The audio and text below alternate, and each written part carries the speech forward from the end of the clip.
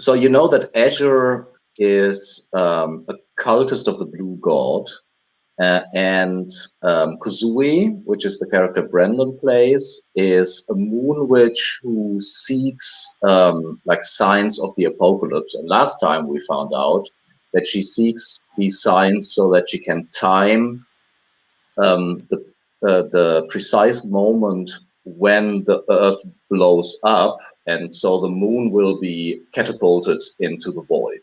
And so she has both of them, Azure and Kuzui, have a vested interest in the apocalypse actually happening.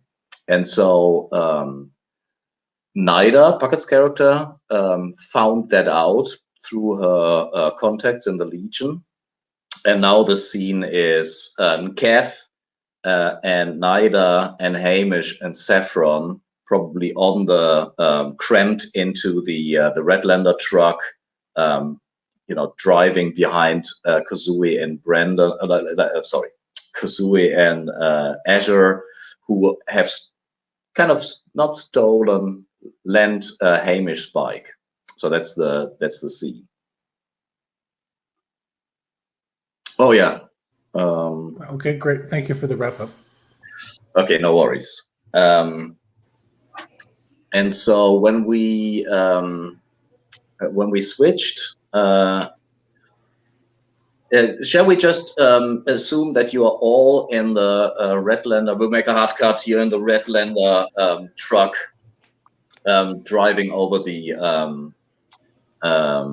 ashen landscape with the falling dust specks. I'd like to specify who we have with us, if that's okay. Yes, there will be one. So I assume that there are like 4 places in the front of the truck, and then in theory, there's one sitting in the turret. But that person will be completely unprotected against the radiation and everything.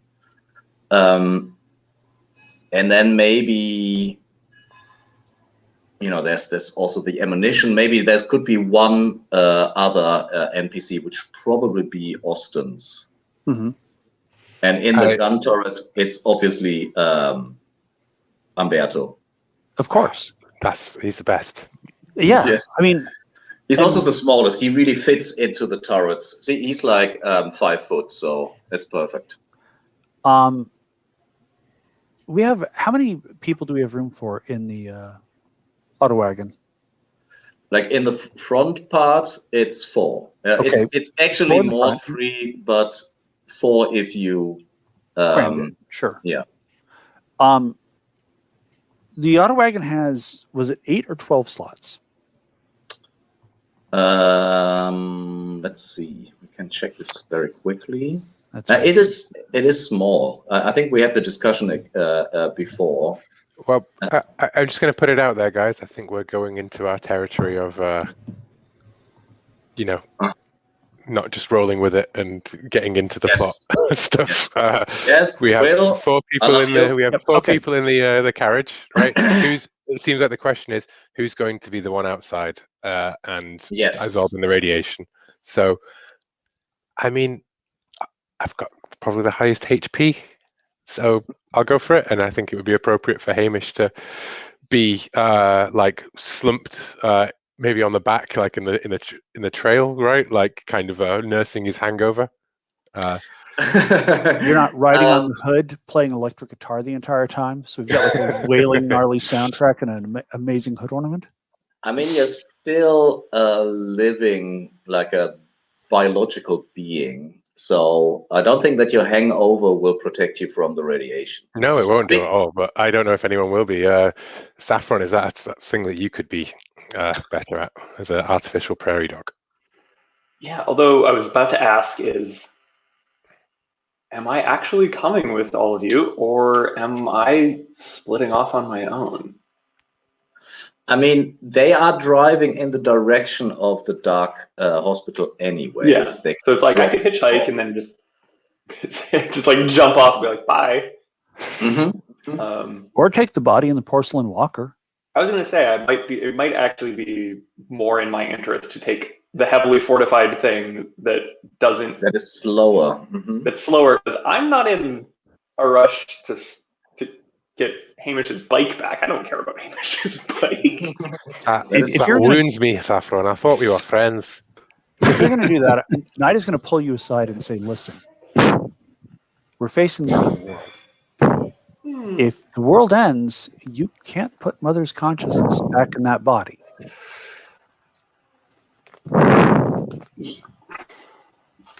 If the world ends, big if. You are putting a lot of faith in me. Putting a lot of faith. Or raising a question about what Azure's weird god actually is. Are you saying Azure's incompetent? I'm saying Azure's god might be incompetent. You are leaving a lot up to me and my sniper rifle and my cat. I just want you to know this. Ida, you... Look, I brought you back from the dead once. I would really like to not have to bring anyone else back from the dead. That was a lot of work. Okay, I'll come with you and I'll think about it. Yes. Fair. Okay, so then the situation is slightly different because we also have to take account for the body. I will remind you that you have two of these protection suits. I don't know if you remember, but they're in the Dwarven auto wagon. Oh, the diving suits. Yes. The ones that we used to get Hamish the fractal blade. Mm-hmm. I like the image of someone wearing a diving suit on top of the wagon manning the turret. Okay, that would be Umberto. Yeah, it's too big for him, isn't it? So it looks a bit ridiculous, but hey, like a child better and a than kid in getting burnt up. Umberto has so much confidence he doesn't care. Yeah, he keeps having to like pull the helmet down, right, so that he can actually see out of the glass. The goggles.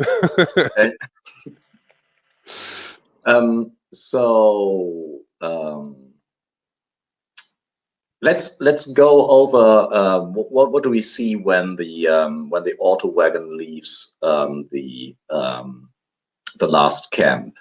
So Kath, you're cramped in with the others. You're a big guy, I think. So it looks slightly uncomfortable, I guess.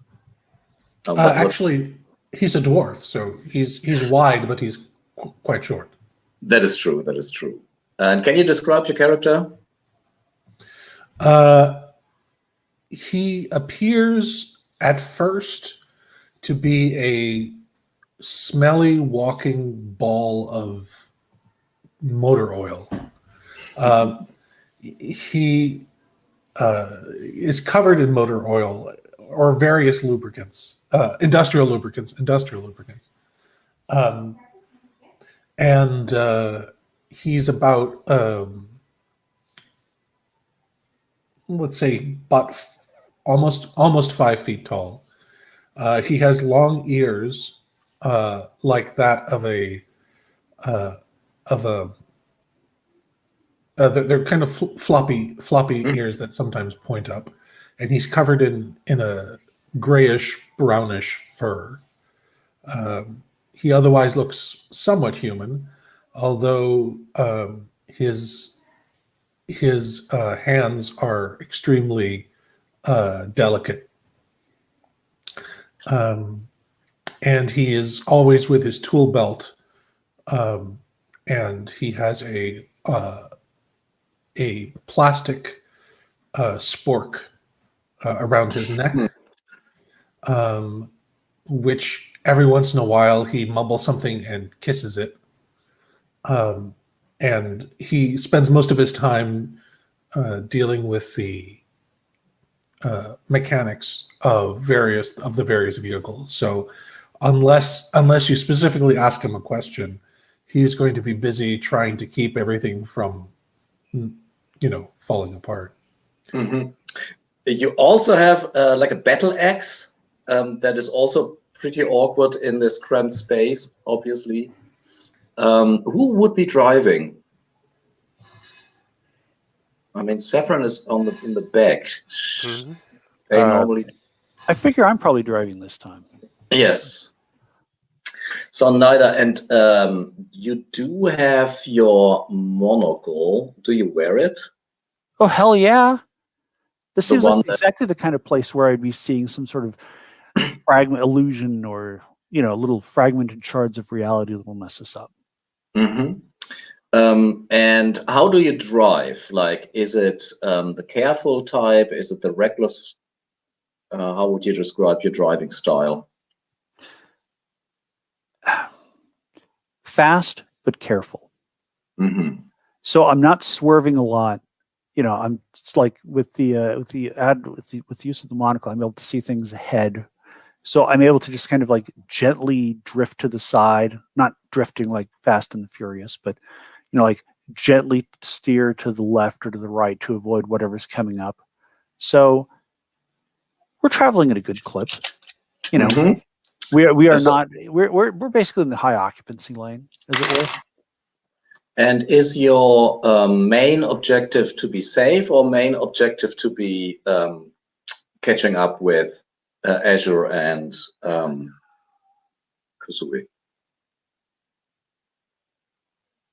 All right, everybody in the truck.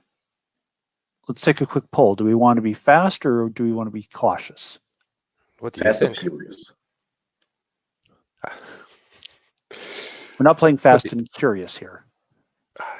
I mean, I'm pretty furious about my bike being stolen, and I'd like to be pretty fast about getting it back, frankly. Okay, Saffron. Saffron, who is in the back, obviously. Yeah. So you have to I shout. Collar up. I mean, I'd prefer if you didn't crash. And does Niketh even care one way or another? I mean, Kev, the sound that the engine would make if he really kicks the car would probably pain you. Careful of motor, but go fast. Okay. Let me just double check something real quick here.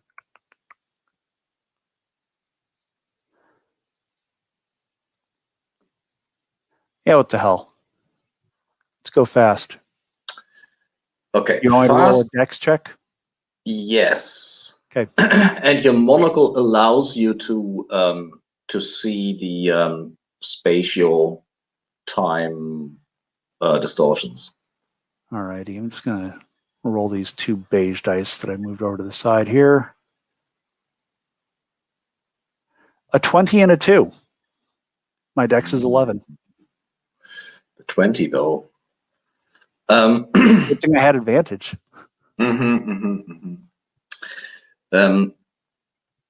So yeah, we see pretty much the same picture. So the speeding Redlander truck, this gigantic wall of dust and ash behind them, the suspended glowing dust specks, and in the background the cubes, the swirling cubes of the Black City.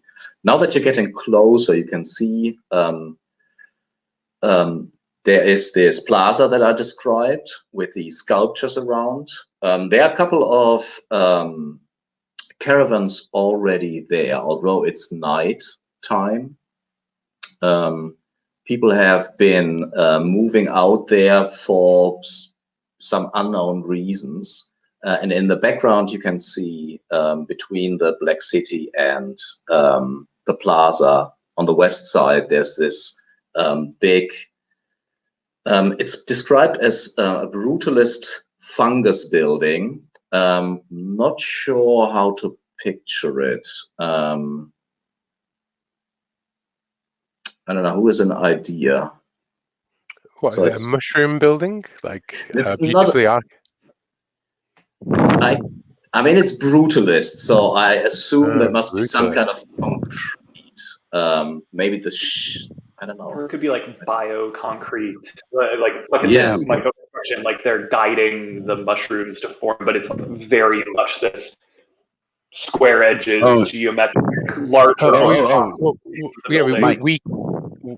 Yeah, we can't comprehend a straight lined mushroom because we haven't seen them in the real world, right? But like that's how they're formed, and that's by that thing. It's like, you know how mycelia look. You know those branching root-like structures of underground fungi. That's what I picture is something nice. where it's a lattice. It's basically it's a building made out of lattice work. Nice, I like it. Yeah, that's been directed. And I don't think that anyone can read the Black City alphabet, but there's these neon signs flashing on the front of the building. And you're speeding towards it. You can see in the background behind it, there are these 5 floating like super big portals, but there are some ways away. Saffron, what do you do? This is the Dark Hospital.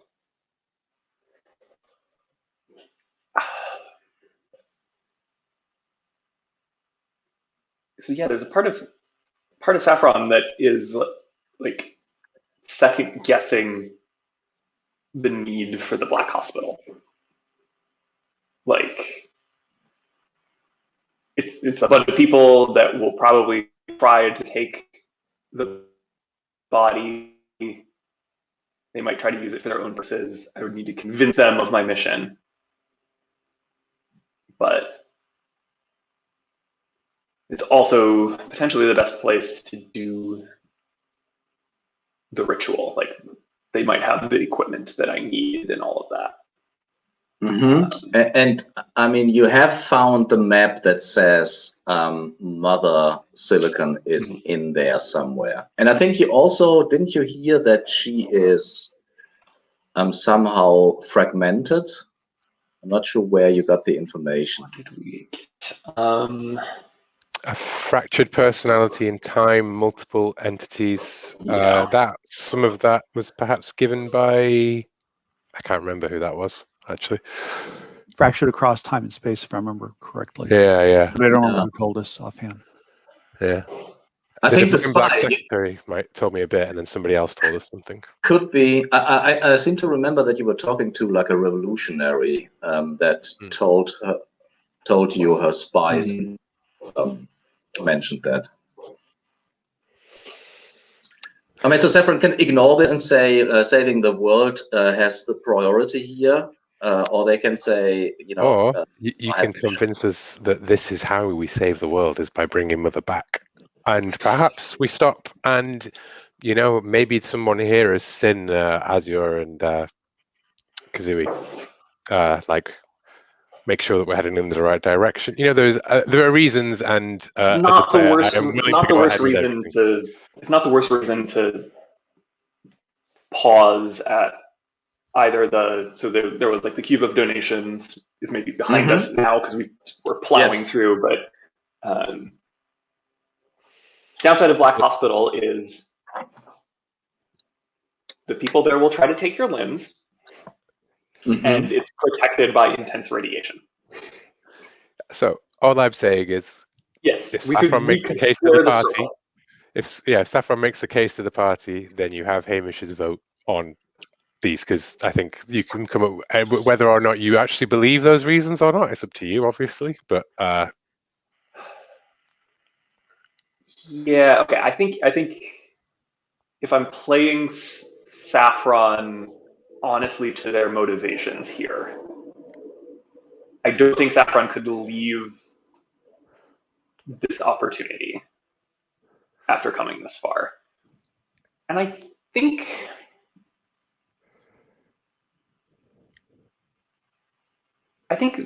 Saffron might almost believe that this is like a powerful enough thing to do that Like, like either the rest of you get to Azure before they pull off putting the pieces back together, or you're going to be, I mean, we're good, but we're not like go toe to toe with a god good.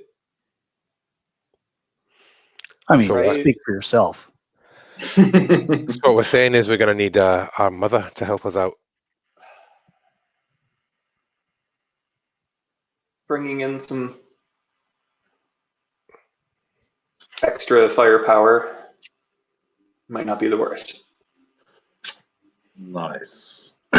So we see the truck stopping in front of this latticed building.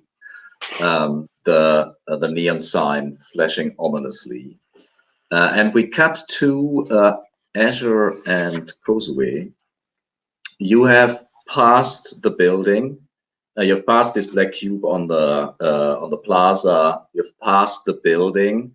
Kozue, you get a weird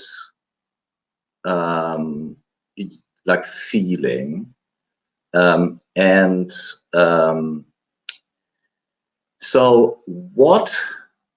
Like, how would you feel in the presence of Soba, or what would telegraph to you that Soba's is nearby? Is it like a yearning, or is it like I don't know, an itch? I've I held Soba inside me, so it is a sudden feeling of familiarity.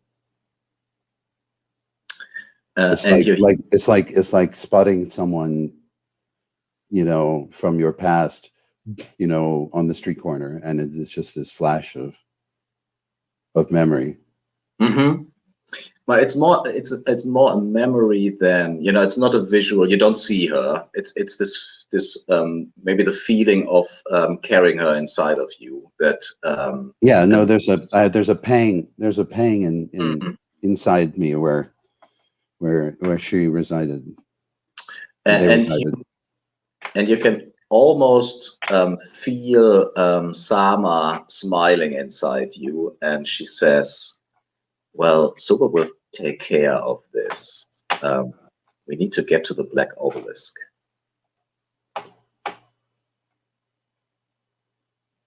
Soba will take care of what? Well, this is a game. This is a game, what I sometimes call multi-dimensional chess. Not every player knows that they are playing, but Soba and I, we do play. And describe the structure again.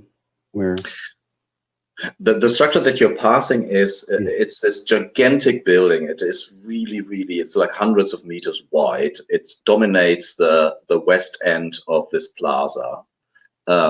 It is well, you've described it better than I have. It is like a brutalist fungus latticed building. Yes. Oh, okay. This building. And it has this neon signs on the front. It's in the Black City alphabet that you probably can't read. But you have seen you can make the connection. You've seen on the body of the avatar, the quarterling avatar, it was tattooed and it said the Dark Hospital. I mentioned this to Asher. I say that's the Dark Hospital, and Soba is in there. It's that quarterling that we found. You remember the one that stumbled into us? Yes. Near the bridge. Had "Find Soba" written on their shoulder. But Sama Zavani says that that Soba has this well in hand, whatever that means. So if they've got it taken care of, I don't think we need to stop. I need to get to the Black City and the Black Obelisk. We do need to find the obelisk. I wonder, someone or something is going there, and Soba is going to encounter them, or it. Well, I guess when we get there, we'll see what Soba, who Soba's looking to meet. I suppose so. Soba, can you hear me?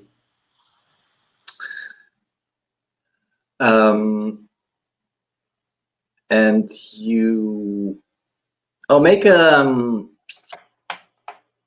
let's see, probably a wisdom check to sense her and to send information. Do you have like something written next to wisdom? Let's see. I have. Mountain elf.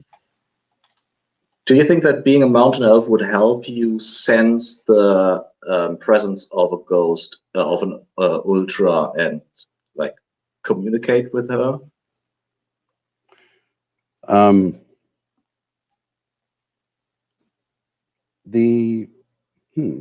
Does the near moon deal with ultras ever? They look down upon a lot of things. I think being non-human helps. Yes. Being an elf helps. Okay, so roll with advantage. Okay, so.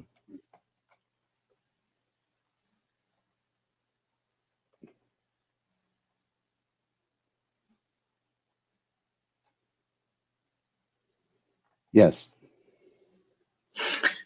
So you hear her voice inside of you, and she says, Kozue, you saved me. I'm very grateful and happy to hear from you again. I am pleased to encounter you and surprised. Well, the times have come to an end. Yes. I am not surprised that our paths meet again. Are you where you ought to be? I am where I can prepare everything for the end. Yes. All right. May this be a good ending or a transition, whatever it may be for you. Maybe we see each other before or after the end. Maybe. I can't say. But I hope fate smiles upon you. And upon you. And the the bike like rushes past the building, and behind the building, the landscape there's this white haze in the air, and this is like dusk. The dust that you have seen before was this glowing like specks that were slowly falling. This dust just stays in the air. It is suspended. It is whitish, and when you first encounter it, it is like hitting a wall. And I need you to roll. Abe, can you roll a d10 to see what the effects of the dust is? Sure. Would you like me to roll this? Yeah, sure. Okay. All right. D10 coming up.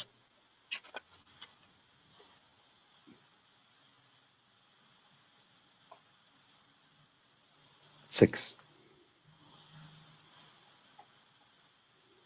Oh, wow. So the dust swarms you and seem to crawl into your nostrils and your ears and your eyes and your mouth, and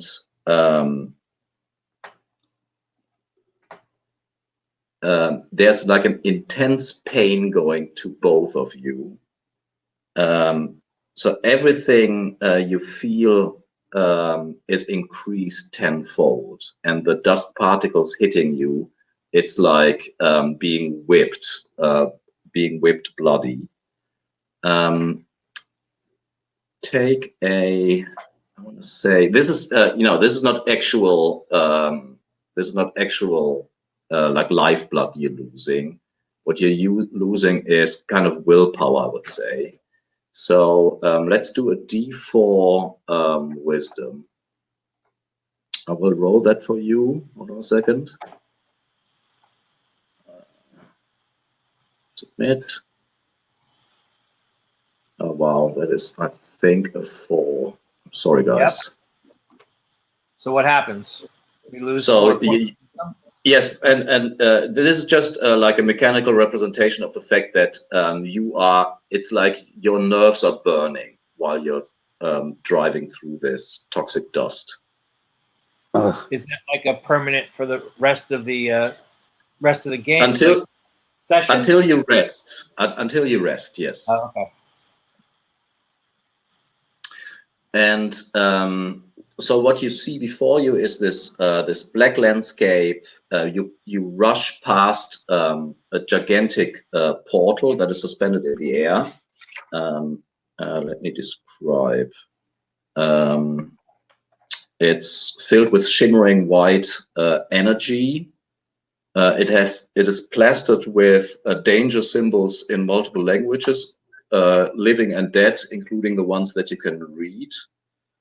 But you cannot see what is behind the gate.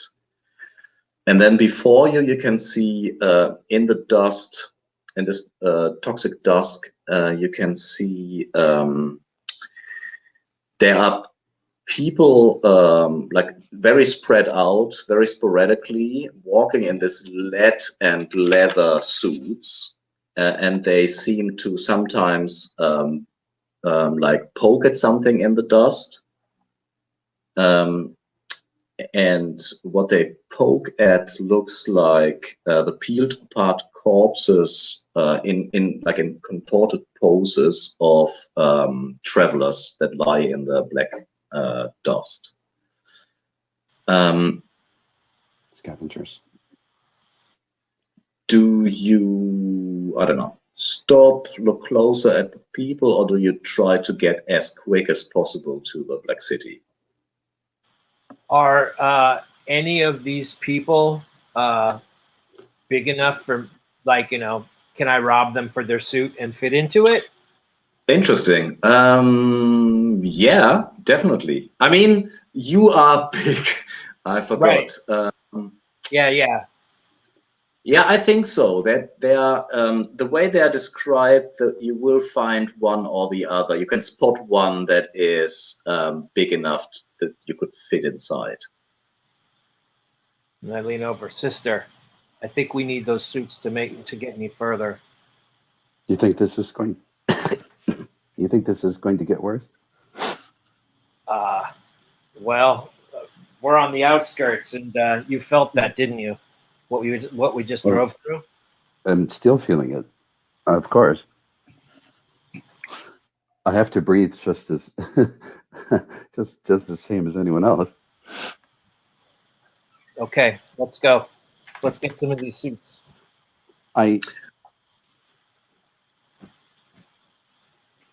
You can. I wouldn't feel comfortable killing someone to rob them. I'm sorry. I won't stop you. Well, no one says we have to kill them. And I pull out my 2 porcelain pistols, and I get off the bike and I head over towards the big one. And maybe there's one next to him. And I kind of go, I point the pistols at him and I say, hand over the suits. The creature is is crouched, and it has some kind of like a silver pole, and the silver pole is pressed into one of these mummified corpses in the ground, and the silver rod is glowing, and it turns around. What do you want, mortal? And this is where we cut. To the dark hospital. So you're standing. We fast forward to you're standing in the entrance hall. There are these columns. It's obviously dark. There are dusty, like corridors leading deeper into this building. Under the ceiling, suspended, there are this old wooden TV sets with the picture like running vertically as if the channel is not really in tune. And you can see yourself,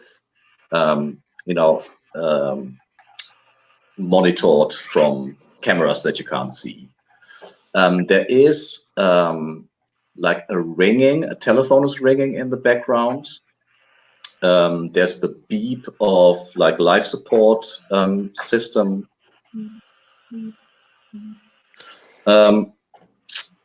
So what do you do? Well, let's go find Mother. There's a place in here that will let me do the ritual,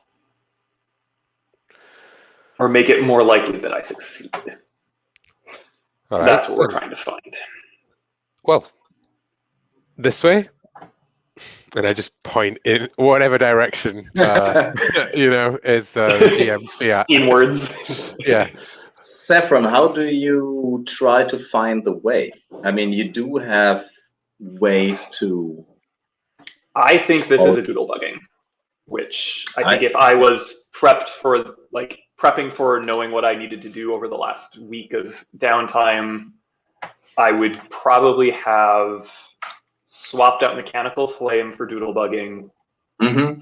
I have interface and doodle bugging, which are the two important ones for accomplishing a final mission of this sort. Yeah, pretty much what you need.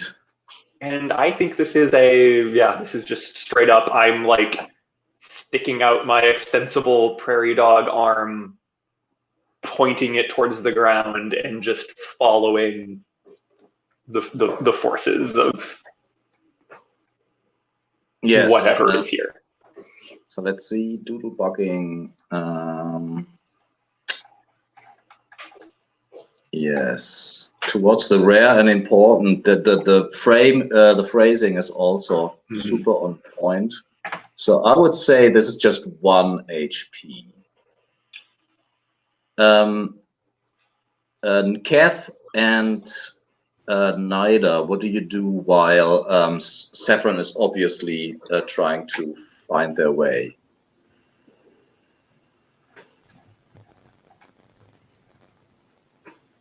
Kath being he will consider himself the heavy here. Yes, even though he probably has the least hit points of everyone in the group. Hamish is another heavy, but yes, you're true. You're right. So he will heft his battle axe and start humming a little dwarven tune, which presages battle among the diesel dwarves. It sounds a little bit like a very, very large Harley Davidson. I love the aesthetic, by the way. It really fits the theme of the Dark Hospital. And he will keep his eyes peeled, looking behind and in front, and making sure that nothing jumps out. And yes, Puckett, what? Nida, what do you do? Nida and Hamish? Ajax, do what you can to help Saffron find whatever we need to be here for. And in the mean, all I'm going to do is stand there with a gun at the ready, my Satrap Radiant gun, although I can switch to the sniper rifle and just like flip it over if I need to real quick. But hallways feels more like a shotgun or a Satrap Radiant laser gun thing. And yeah. Oh, go. I was thinking I'm scanning targets. Yeah. Yes. Yeah. Okay, you hear the sarcastic got it, boss, from Ajax in your head. I want to say, Hamish and Nida, you see two from one corridor, not the one that Saffron is moving towards, but from another side corridor. You see, let's see how many. You see two figures coming out of the corridor. They're walking towards you in this brisk, like purposeful walk. Like Nurse Ratched walking through the wards, perhaps. Yes, like, exactly like that. Yeah, and I assume they do not look particularly friendly. They look horrific. Is my impression. So they have this. They have this. What is it called? Like circuit diagram ropes. Like they have the ropes, and on the ropes is the circuit diagram that is also like making connections and flashing here and flashing there. They have plastic faces, and I imagine like a plastic face like Barbie or Ken or something. Well, more like Barbie in this case. They have synthetic limbs, and the two of them, one of them has a syringe in her hand, in her right hand. Oh, yeah, and boom. I think I go like, stop, boom.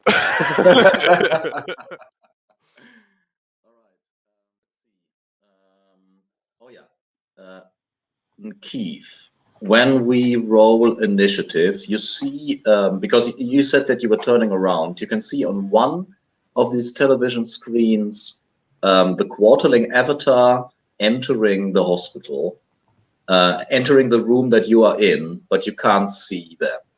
So it's either some kind of time dilation or the Quarterling is invisible. I don't know.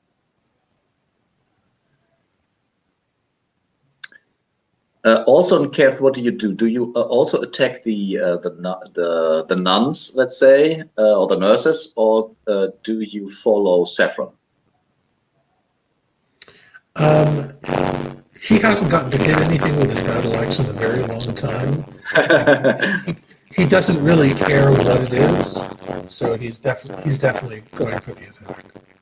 Okay, cool. Alex, will you roll a d6 to see who acts first, you or the enemies? 6. Nice. I will roll as well. Let's see. Roll selected. I rolled a 6 as well. It's at the same time. Nice. Dun, dun, dun. So, these nuns, as I described them, they're really, really quick. And what also shocks you is that when Hamish, do you shoot? Do you attack with a fractal blade? What do you do? I mean, there's two of them. I've got grenades. I throw a grenade. This always goes so well. Yeah. Well, you also seen Keth leaping forward with his battle axe. Oh, later in Keth leaping forward with his battle axe, and I go for the grenade, and then I go like, "Oh, wait." Look at Nida, go for the grenade. See Aaron Keth leaping forward the battle axe, and go, pull up the shotgun instead. I will shoot with the shotgun. All right. So, and Keth's going toe to toe though, isn't he? And then Keth's not got a huge amount of health. Mm-hmm. Well, if I'm ever going to live up to the hero time, it's now, right? So yes. I charge forward at Enketh's side, wielding the fractal blade. Nice. That's the spirit. Nida?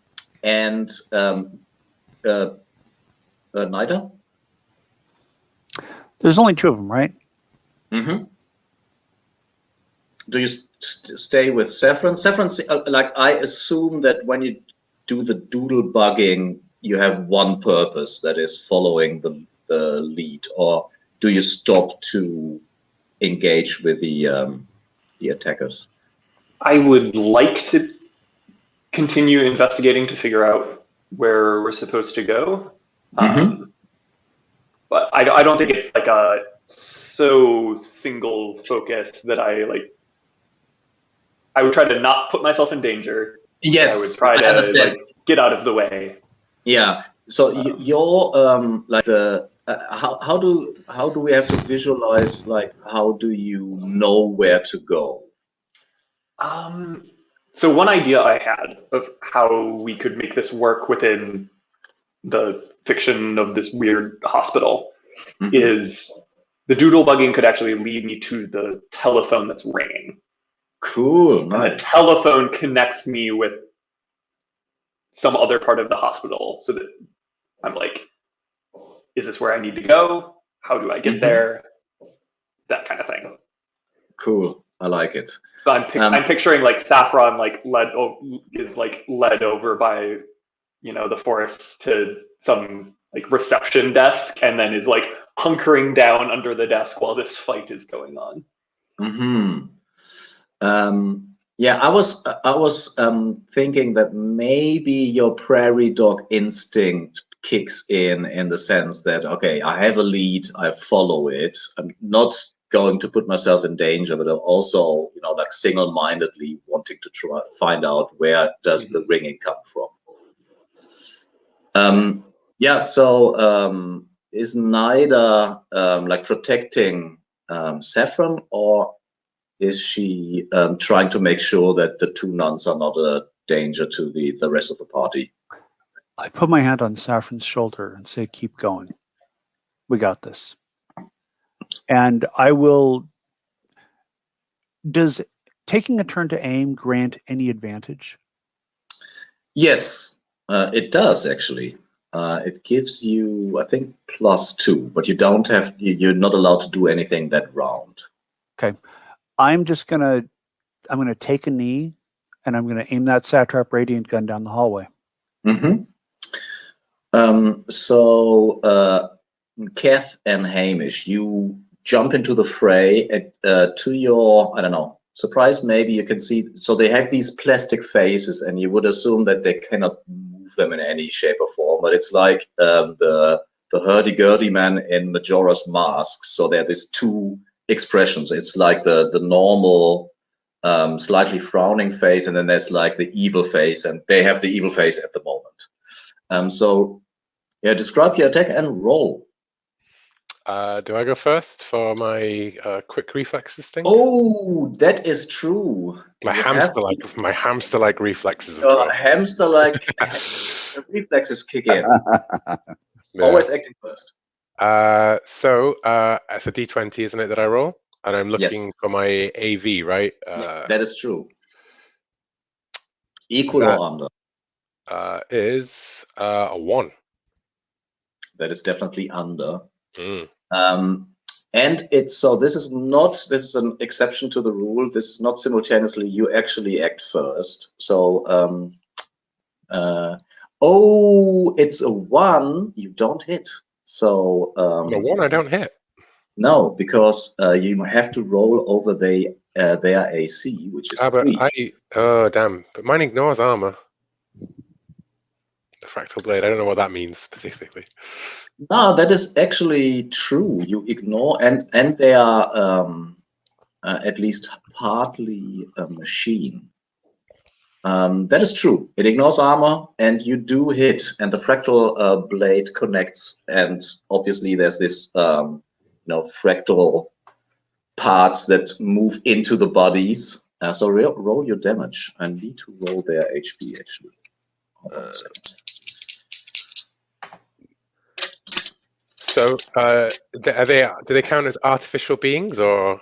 Yes, they do count as that's 2d10 then. That's 8, 3. That's 11 points of damage. I don't add anything to that, do I?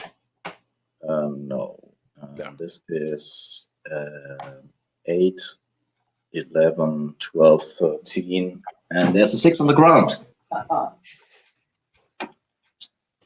So the blade connects. And you can see that parts of the rope actually sucks. Although your fractal braid does negate their armor. Part of the rope is like burning, and connections are broken and everything. You can see like electric current running through their faces. But the one that you hit is still standing. And Nketh. Oh, where's Nketh? Hold on a second. Oh, we lost Nketh.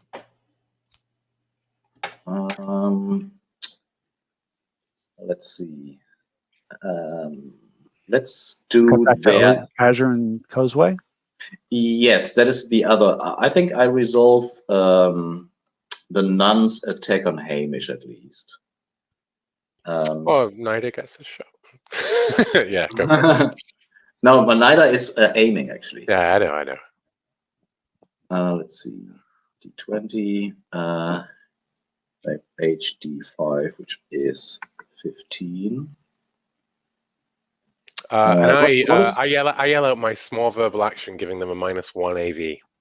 Nice. Yelling at them like, "Take this, you plastic fucks." What is your? You do have the golden breastplate. I do, yes. I have an AC of 5 at the moment. So you can see that the one that you were attacking actually doesn't have the syringe.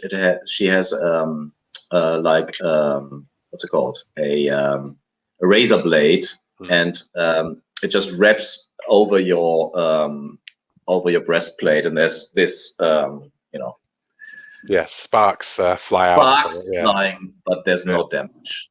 Kev, you attack the other. The other one has this syringe. So describe your attack and roll. So Neketh moves in low because that's pretty much his only option, being so short. And he will try to. First of all, can everybody hear me okay? Am I distorted? Is there... Okay, great. I unplugged the microphone and plugged it back in, by the way. That was... I did expensive tech support here. And he will try to take her legs out from under her, just with the swipe of his axe. Nice. So roll your AV. You want to roll equal or under and over 3. On a D6. On a D20, sorry. I rolled an 18. That is not under your AV, I assume. So she moves with like surprising grace, like almost steps casually over your swipe and plunges her syringe in your neck, or at least tries to do so. Let's see. Ooh, that is a 17. She misses. So how do you avoid that? She aims for your neck. What do you do? She is mistaken. She aims for my neck, but the fact that I have very little neck. So the syringe bounces off my clavicle and does not do anything. Cool. All right. Next round. Let's roll a d6 again. Alex, do you want to roll again? 6. And I have a 6 again. Can check it. So again, everybody acts at the same time except Hamish, who acts a little bit quicker than everyone else. I mean, if anyone's ever tried to catch a hamster, they know exactly why. Yes, especially a cannibal hamster. So yeah, I swing again with a fractal blade. That is a 19, however, so I miss, unfortunately. Yeah, I think she again ducks under your swipe and tries to cut you. Neither. You're obviously you had time to aim. Who do you want to attack? The one that attacks Kath, or the one that attacks Hamish? Does one seem more dangerous than the other, or more competent than the other? The two nuns. Oh, the PCs. You want to say Hamish looks a bit more competent. Well, no, I was talking about the opponents. The opponents, they both move, very quickly, very elegantly, and whether or not the syringe is more dangerous, maybe the syringe is more dangerous because you don't know what's inside. Okay, I'm going to shoot the one with the syringe. Mm-hmm. There's the one attacking Kath. So make your roll. All right. And this is at the same time as they attack. So even if this is a single D20, correct? This is a single D20. Okay. And you want to roll equal or under your AV.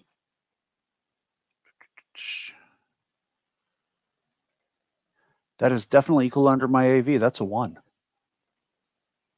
A 1, though, bounces off. You have to roll over their AC. Maybe something I should have mentioned. You have to roll over the 3. Okay, but what does that +2 for aiming get me? Ooh, that is true. That would get you a 3, which is exactly their AC. Still don't you still don't hit, unfortunately. Okay. So the +2 would give you get you to 3, but you have to roll over their AC and under your AV. Gotcha. So yeah, the one that Hamish attacked, that is badly wounded, again tries to cut. She tries to find a spot where you're not, probably your face. And I roll a d20. Not my money maker. Oh my god, so bad. 18 doesn't hit. And then Kath blocked aside with a fractal blade. Yes, obviously she would have hit. What she swapped aside. And Kath. So she again tries to. This time she tries to stick it into your eye because that is not protected, and you do have eyes. Yes, I do have eyes. I rolled a 4. That is good because that is a hit. Roll damage, please. All right. So he's using his Warhammer. What's the? Sorry, what's? Give me a second. Items. Melee weapons. I guess it's either D6 or D8. It's D6? It's 1d6. Yeah, great sword. Warhammer is D6. And it is plus. Yeah, it's +1 AV versus metal, but they are plastic. But they're plastic. 2. 2. Does strength 14 give you any bonus? 14 should give you +1, I think. So 3. This is the first time I've ever swung at anything. I know. We were peaceful until now. Yes. All right. And then she attacks you. Of your party, 20 selected. That is a 15, which is exactly her thing. Uh-oh. There's no make a saving throw. There's no actual damage. She doesn't actually hit your eye. She aimed at your temple. Okay. And you feel this. Oh wow! You succeed. So you can feel that there is some kind. It almost feels like when you're at the dentist and you feel the what is it called? Like the painkiller. And your right side is like completely paralyzed. So when you talk now, you have this rubber lips, but other than that, you feel okay. Damn plastic Botox nurses. And next round, Alex, do you roll the d6 again? And take the 2. I have a 2 as well. This is so crazy. Always at the same time. Except Hamish. They're very efficient nurses. They wait for you to do something and then they make their move. So Hamish. Roll. Okay. Mm-hmm. That's another miss, I'm afraid. And then she attacks you with her knife. It's Azure again. And it's you evade the blow again. I think this time she tries to probably hit you, under your arm or something where the breastplate doesn't work. But yeah, you evade her, and Nida. I'm tired of these nurses. I'm just going to open up. Mm-hmm. So again, I'm going to aim at the one with nurse and try to shoot her, or with the one with needle and try to shoot her. Mm-hmm. Take her out. Yeah, that's 14. Not even. You. Yeah. Sorry, I just realized my small verbal action is taking one away from them rather than giving us one. Yeah. Yeah. So that would be. Yeah. So that would lower their AC. Is that right? It lowers their attack value. Oh, it lowers their attack value. Okay. Yeah. So while the fight is, Kath is obviously attacking, right? Yes. So the one is really close at you. She has plunged her syringe into you, and she's now grabbing another one because that one is empty. Is it my action? I'm sorry. Yes, it's your action. Okay, I will try and smash the syringe before she can use it against me. Nice. Okay. I think that is probably just an attack roll, or was it be a task roll? I think it's just an attack roll. Mm-hmm. Unfortunately, I rolled an 18. This is White Hack, right? And yes. White Hack has these thing called 3 attacks, which are opportunity attacks from 3E, I'm given to understand, right? Which means that the strong can make 3 of them if enemies do things like cast spells or retrieve items or things like that. Would her reaching for a syringe be a free attack for Enketh, who is as strong so must have the same thing that I do? Yeah, that sounds like a reasonable interpretation of the rules. So while she is trying to grab her second syringe, you hit, you try to hit the first one, and you can take the momentum and swing against her in the same round. Okay. Let's see if my hammer knows what it's doing. Nope. 16. So I think we cut back from the fight for a second and go back to Saffron. So Saffron, you have followed the ringing of the telephone, I think, to the desk, to the front desk. Mm-hmm.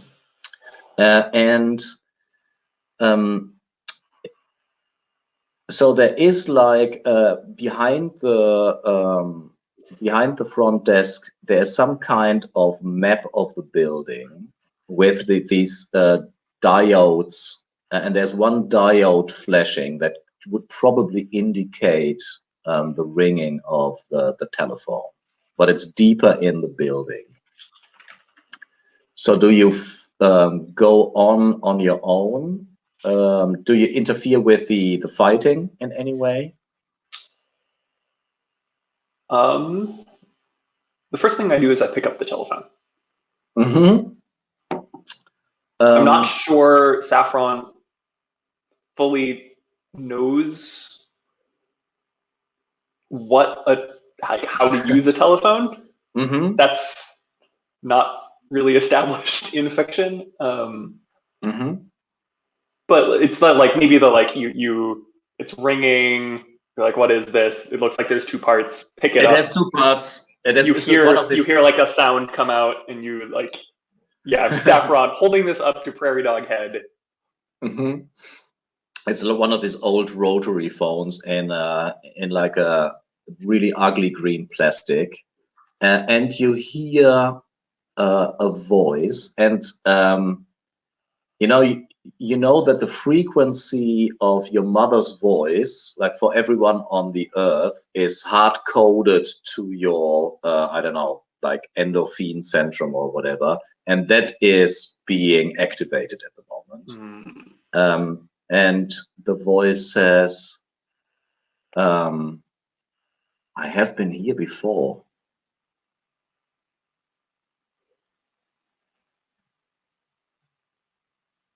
Where are you? I'm everywhere.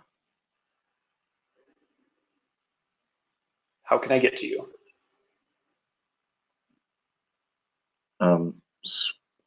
How would she call you?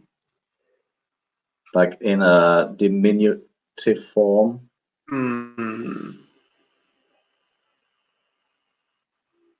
I think if she was using my name, it would be like Saf or Safi. Mm-hmm.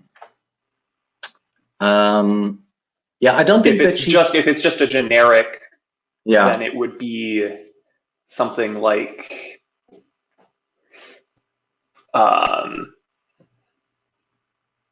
trying to find like an electronic equivalence. Or does she use your full first and middle name? I don't think that she can identify you. Is the point. I think the idea is it's like she knows that it's one offspring. Of the offspring, but not which. Who that is? Yes.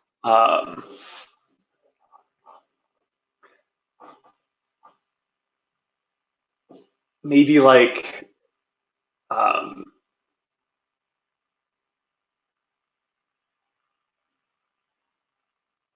mean, even just saying little one or little circuit, or you could imagine things along those lines. Yes. She says, there is no hope. I've given up hope. Every day is a brand new day, but nothing changes. You don't need to hope, because that's what we're here to do for you. I just need to know. This is Saffron. Make a charisma check. I might sound different because I'm. Yeah. The voice around. Let's see if she remembers you. If that name triggers something.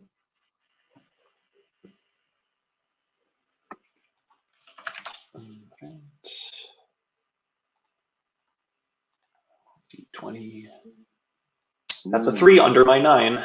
Wow, that's crazy. And her voice changes, and she starts to sing in this modem, modem voice. And you can see on this map where there's like a path that is drawn to someplace deeper in the hospital.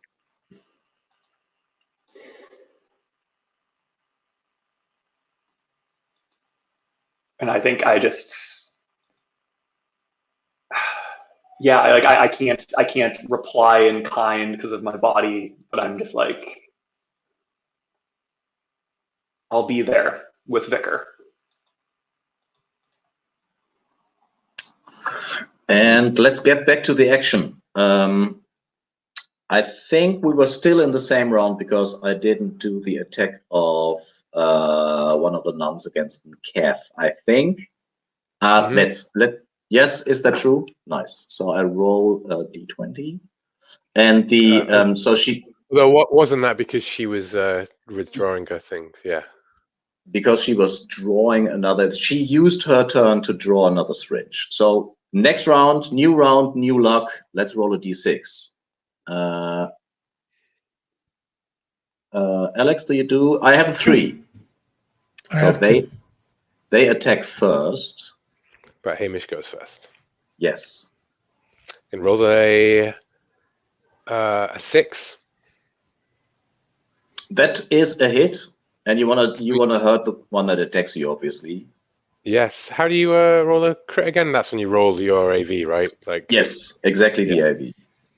Yeah. Is that a D10? Yes. So that is a 9 with a extra 7. So that is a whole 16 points of damage coming. Jesus. So describe how you kill her. She comes back in with that scalpel, right? And it just lodges like straight in between the joints of the breastplate. And Hamish like laughs, headbutts, shattering that plastic mask, and then whipping around with a fractal blade that just like, suddenly just like jags out through her in the split second that it cuts through, and she just like explodes into like chunks of metal and something else. Plastic. Yeah. And it smells like burnt plastic. Yeah. So that's Hamish's go, and then it's them, I guess. It's the remaining one, I suppose. Yes, the remaining one has now a syringe again in her hand and tries to hit Kev. See? That is a 14 that would hit. So is that with the -1 from my minor action of? That. So that would make their AV 1 lower. That is true. So then they would have a 14, and this is a 14. This sounds weird because that would turn their attack into a critical attack all of a sudden, but that makes no sense. Yeah, then let's take it. Then yeah, let's take a hit. Yeah. Yes, is it just a normal hit? My negging them increasing spurs them on to better work. That can't be. So Alex, can you roll your saving throw? 11. And that is not under your saving throw, I assume. Under your ST. No. ST is 5. Yeah, I thought so. So I think this time she hits your. Is your warhammer a two-handed weapon? No, it's one-handed because he has a shield as well. So she hits one of your arms. I say 1, 2, 3 is right, and 4, 5, 6 is left. And you're right-handed, I assume? No, he's actually left-handed, like all diesel dwarves. You're lucky. So your right hand is your right arm is paralyzed. And she is out of syringes and tries to walk like briskly away. But Kev, obviously you have another attack.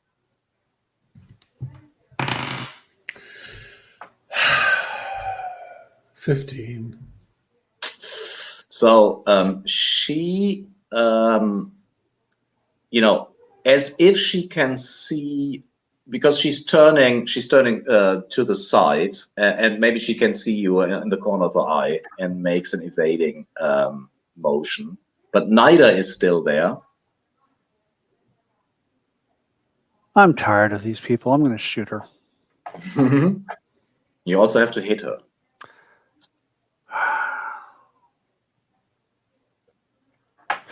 Not if I tell Ajax to put her down. I think you sent Ajax to that's true. aid Zephyr. Is she walking away from the fight? Yes. Like almost fleeing the way she moves quickly. Yeah, I'm just gonna shoot her with my shotgun. I'm tired. Mm-hmm. That's a 16. I miss. Probably blow up one of the columns in the entrance room, and then Probably after start a fire down there somewhere too, because it is that plasma radiant gun, the satrap. Oh, it's the satrap radiant gun. Holy shit! I always just think of it as a shotgun. Oh, okay. So that changes it a little bit. Indeed, one of the wooden box TV sets explodes and starts burning. But then there's it's quiet again after the shot rings out. There's still the beeping of the life support. There's some kind of gurgling of a boiler deep down in the building. But other than that, it's quiet. Hamish goes to give Anketh a high five with his completely numb hand, and he's like, lifts it up, drops it. Oh, that's not good.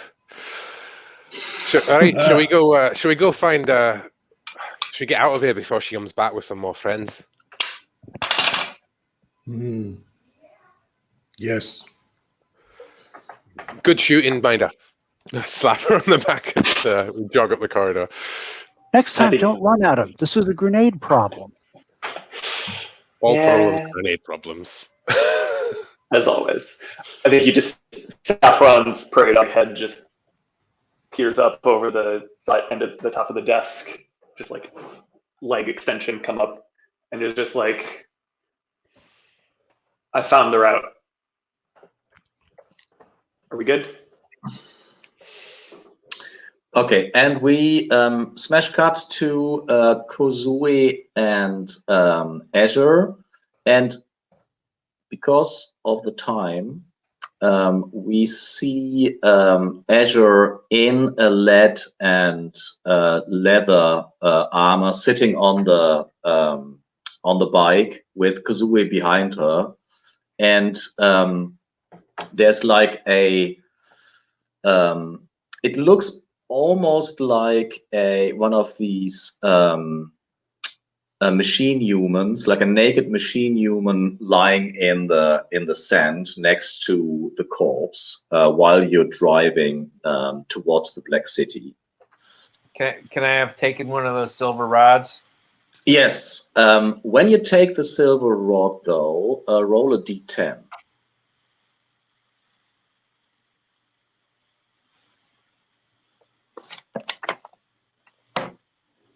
A 2.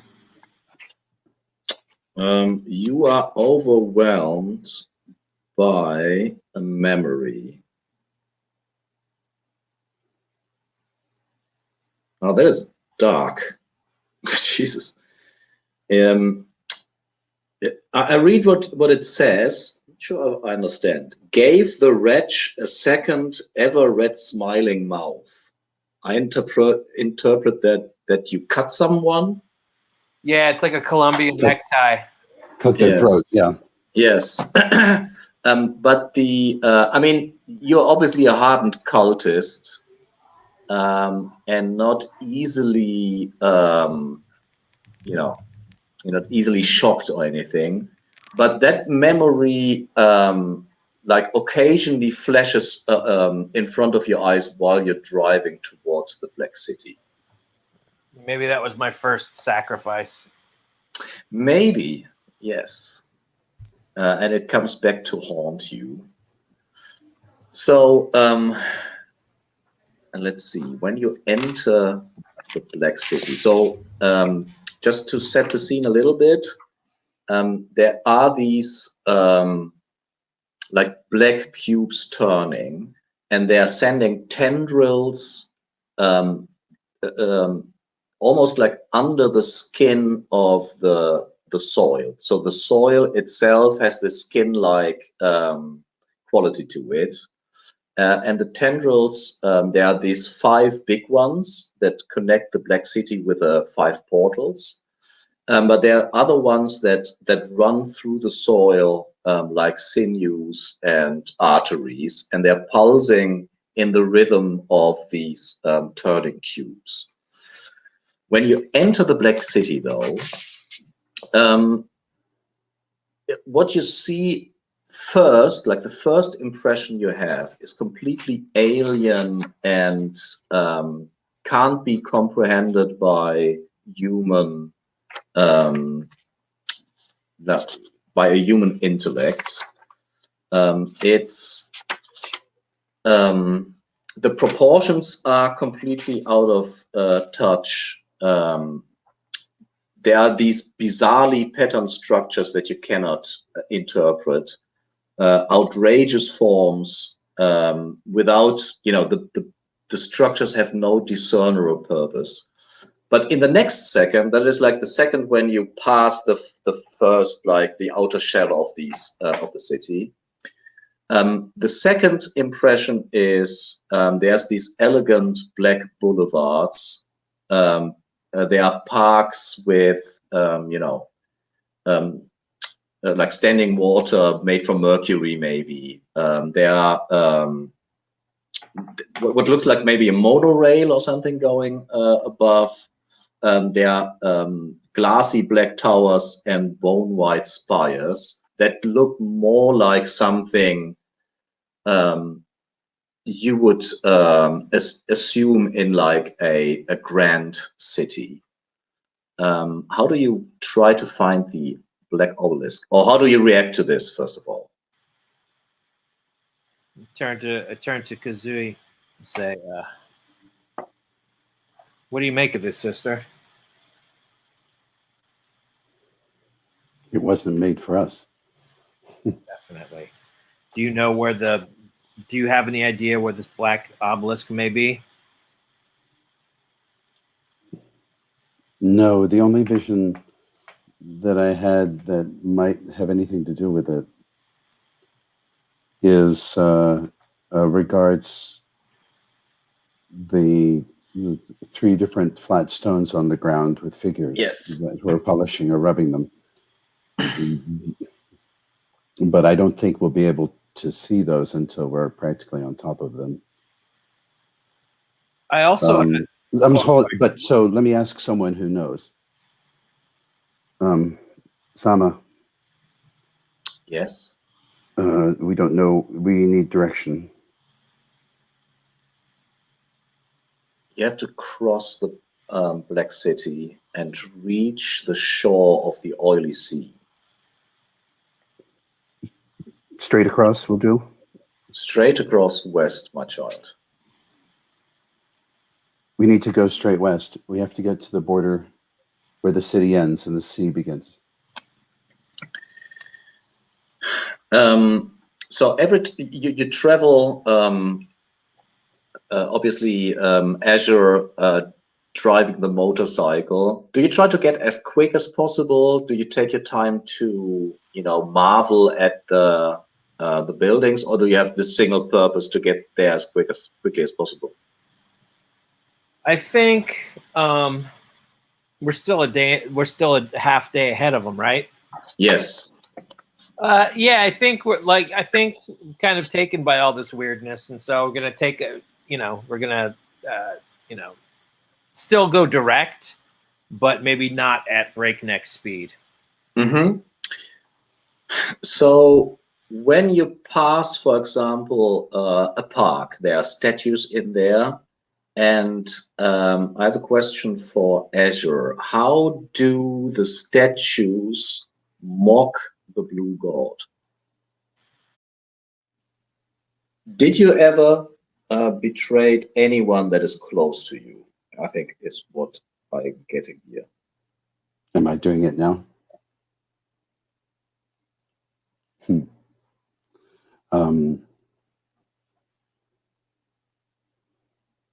I don't. Yeah, I mean, I was sent here. I was sent here on a mission from the near moon, so I'm not betraying my kin. I'm fulfilling my destiny. Yes. And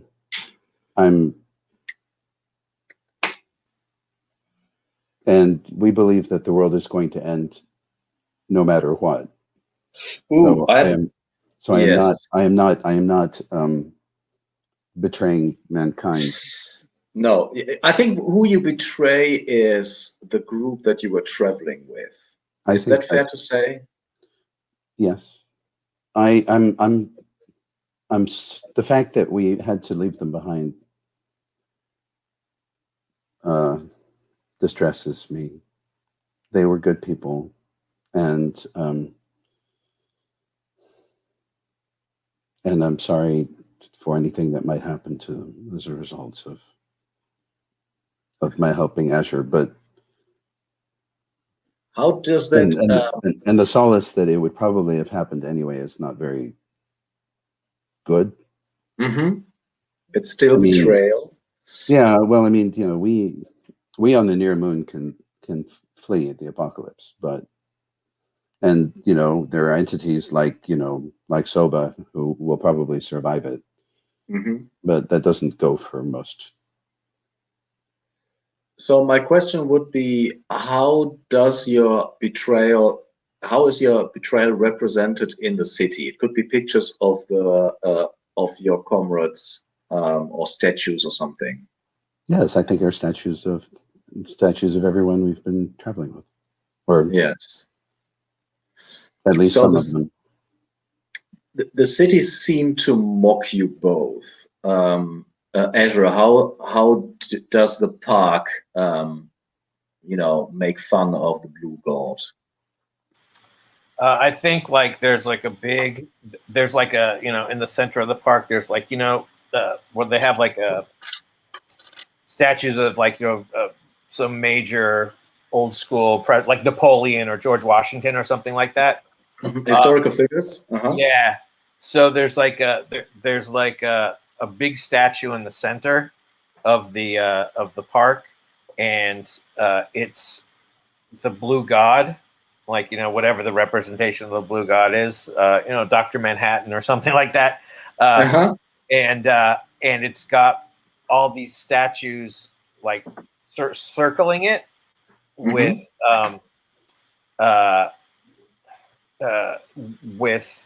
and they're all black statues, and they're all like, stabbing it with, spears, and so we got arrows all in it, like throne of blood, totally gory, maybe the Blue God is on its knees, nice, like hacking away at it.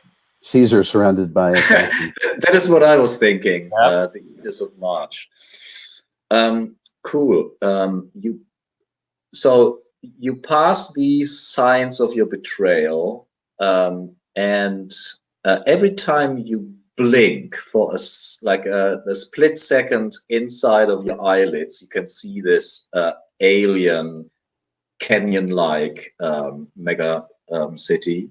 And every time you open your eyes again, you're confronted with betrayal and mockery. In this very elegant city, you can see that there are, once in a while, the city is not populated by a lot of people, but by some people, and they all look like, they look a bit like Saffron looked like when they were not wearing makeup. So very, very like white and bland, without like personality, I would say.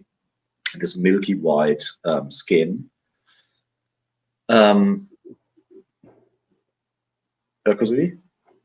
No, please go ahead.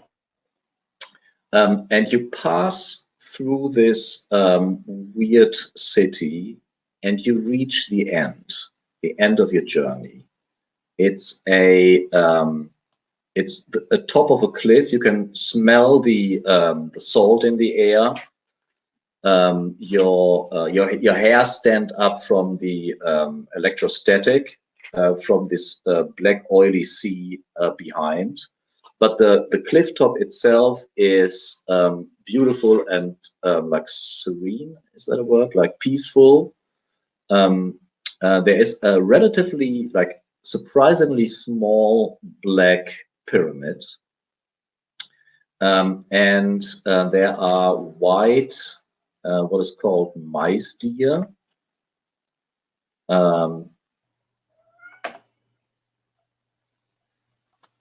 I don't know how to picture them. Maybe Kozue has an idea. White mice deer. In parenthesis, friendly. white mice? Deer. Oh, mice deer. Yes, I'm sorry. They are they spirits? Mm-hmm. How strange. They are the ghosts of mice deer here. What does it mean? And Azure, there is an old weathered altar of the blue god to the side, almost hidden, but you're drawn to it like metal files by a magnet. How do you know that it is the altar of the blue god?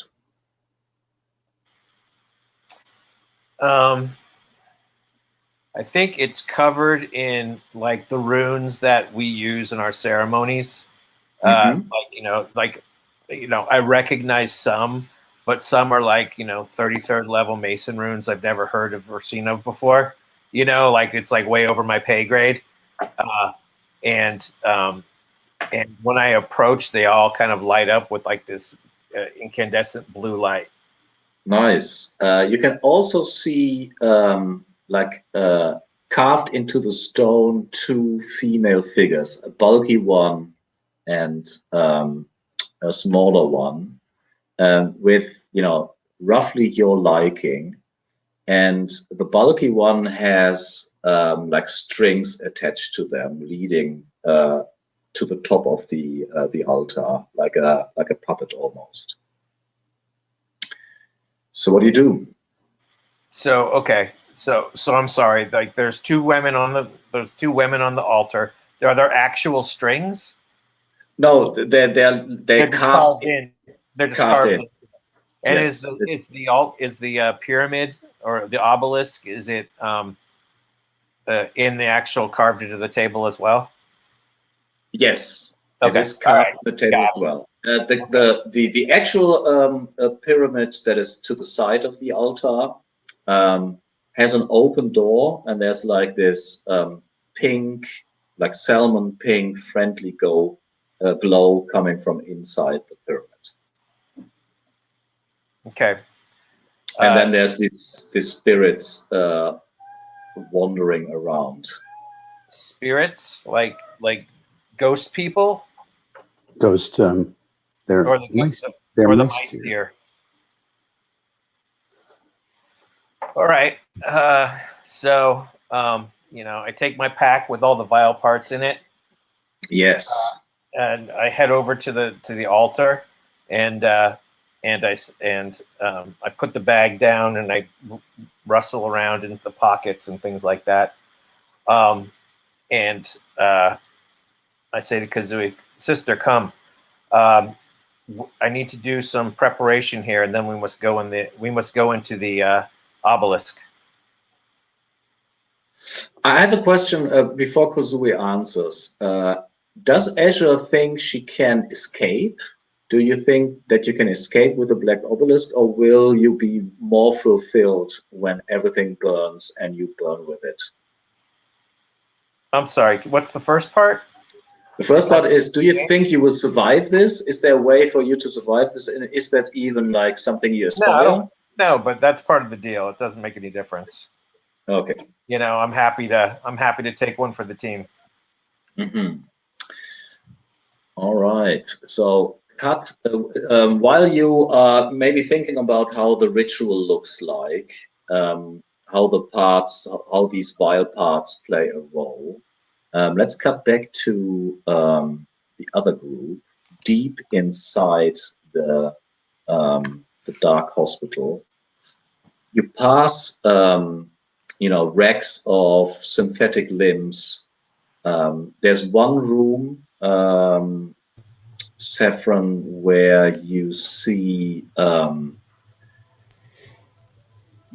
the replacement body that Soba inhabited, but it is cut open.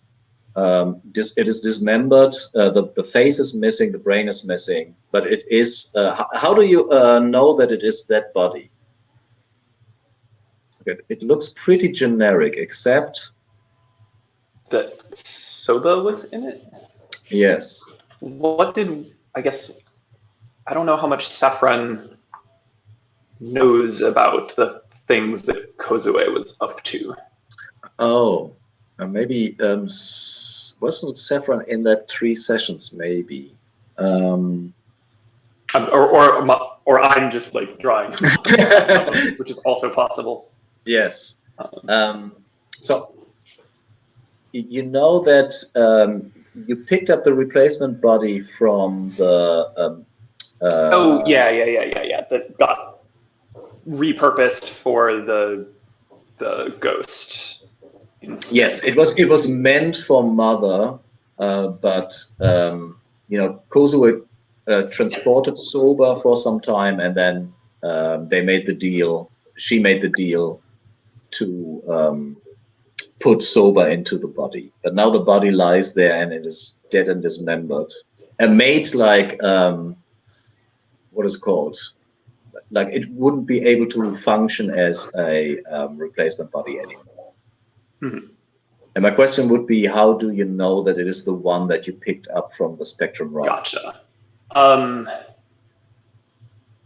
Well, there's like the strong suspicion at first is just that these artificial bodies, because they're not machine human bodies, they're very distinct. They're this like mannequin-y, artificial cadaver body.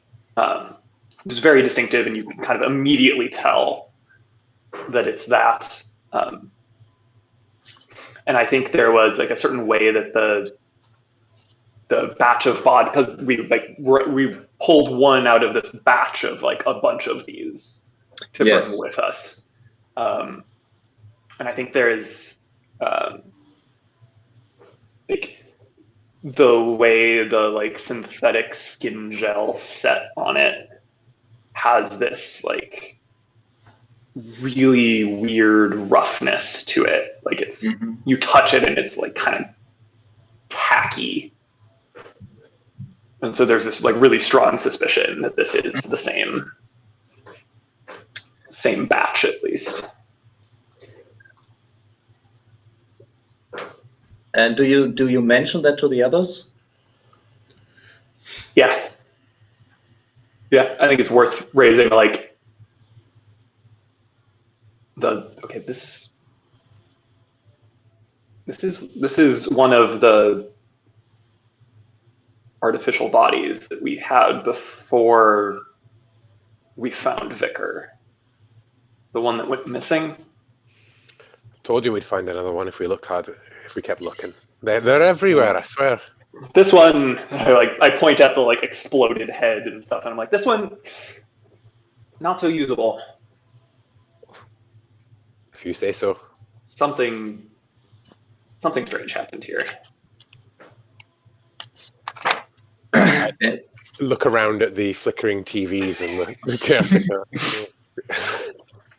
Fair next. So, wrecks of replacement limbs, autosurgeons, organifacts, and halls upon halls of dusty, dead plastic humans. Until you reach what is like, how does the room look like that? It must be some kind of mainframe, I assume. What do you think? I was picturing that it would be kind of like a operating room, but instead of like surgery equipment, it's like cabling and a mainframe computer, and like the surgical cart is filled with like crimping tools and wire strippers and like an oscilloscope.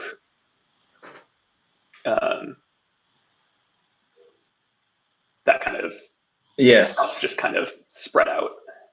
It's like a computer surgery place, and when Saffron stands there, and Hamish, Kath, and Nida, you can hear the shuffling of feet from both sides of the corridor.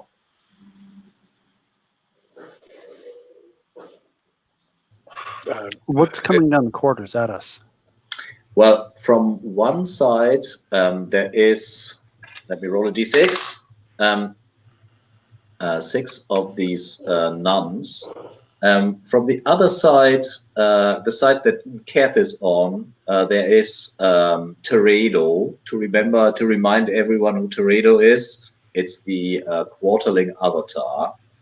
But Keth, what tells you that this one is possessed by an Ultra? Dun dun dun. So it's not the one that. Yes. He has a large red U on his forehead that sticks out about an inch. Mm-hmm.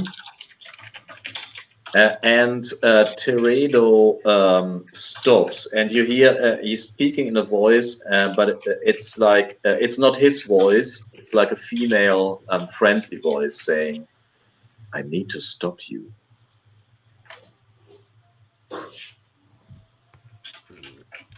The things that are the nuns that are coming up. That's not the corridor. These are separate corridors than the one that we're going down. There's like two corridors. Yeah, well, I mean, then it feels like this is definitely a grenade problem. And I would argue both sides are a grenade problem, but I will choose to go for the nuns with my hamster-like reflexes. Nice. I mean, Nida, for you, every problem looks like a grenade problem, so I'm not even really asking. The only question is, how many grenades am I throwing at them? That is and true. the answer is 2, one from each hand. I just grab a couple of grenade in each hand, put them into my mouth, pull the pins. Exactly, you got it. And Kev, what do you do? Do you ask for another grenade? Do you engage the quarterling? Do you talk to the quarterling? No, I say to him, "How do you know what we want?"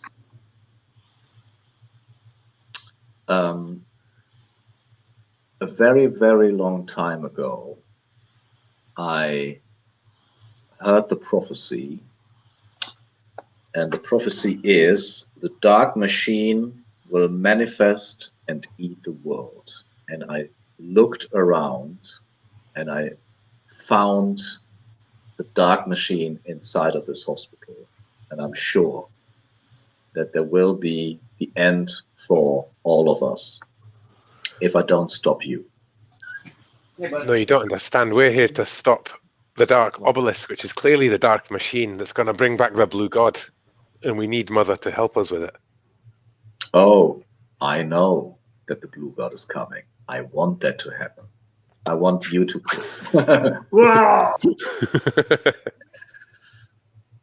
All right. So Hamish acts first. Yeah. What do I do to roll for a grenade at the nuns? I guess.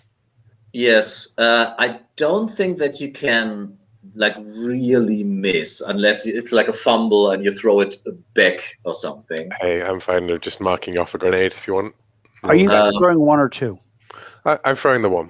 Okay. Yes. I just want to see a normal task roll, like a dexterity task roll with advantage and not a fumble. That is all that you need to do. Okay, so I roll 2 d20s, right? Yes. And you don't want to roll a 20. I rolled an 11. Nice. Yeah.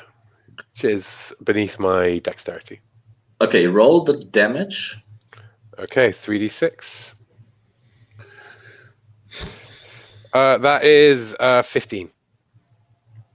Nice. We'll write this down. It will obviously distribute between all of them. Mm-hmm. And we need to roll initiative. Alex, what do you want to roll? I rolled a 3. Dude, you can check it. It's a 3 again. So everything happens at the same time. You're sure we're not rolling the same die, right? I'm pretty sure. It's the same die in two different realities. That's true. Neither. Roll your dexterity to see if you do fumble. All right. And do I roll with advantage because of Legion of the Farsight?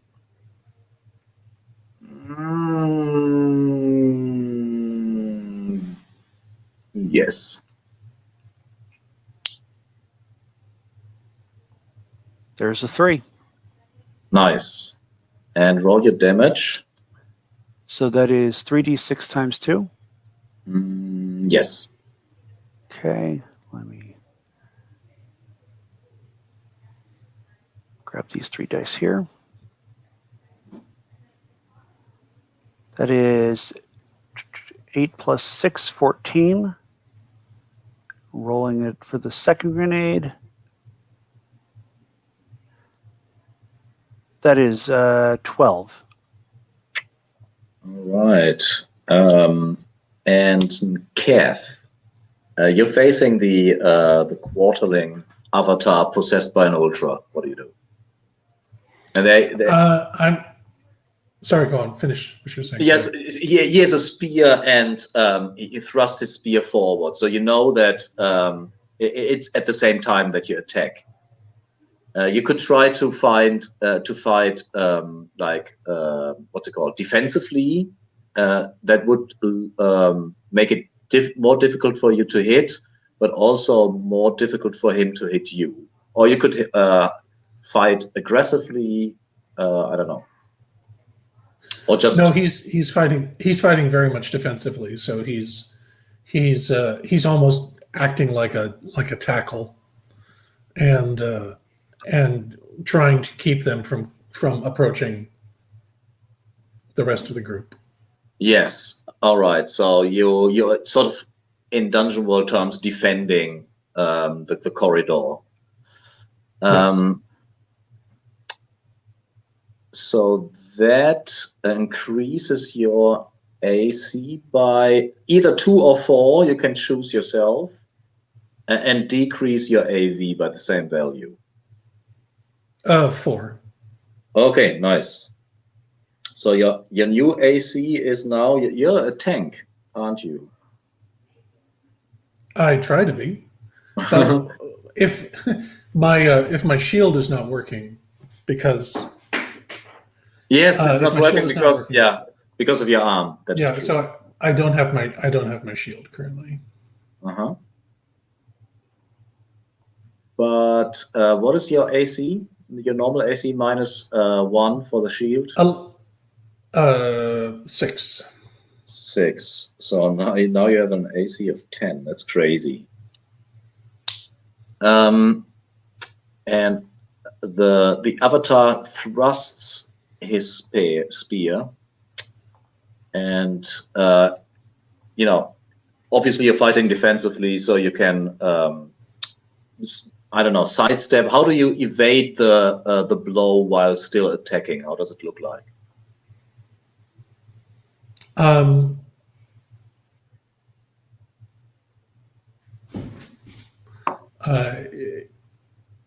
He goes into a type of diesel dwarf fighting warrior dance stance.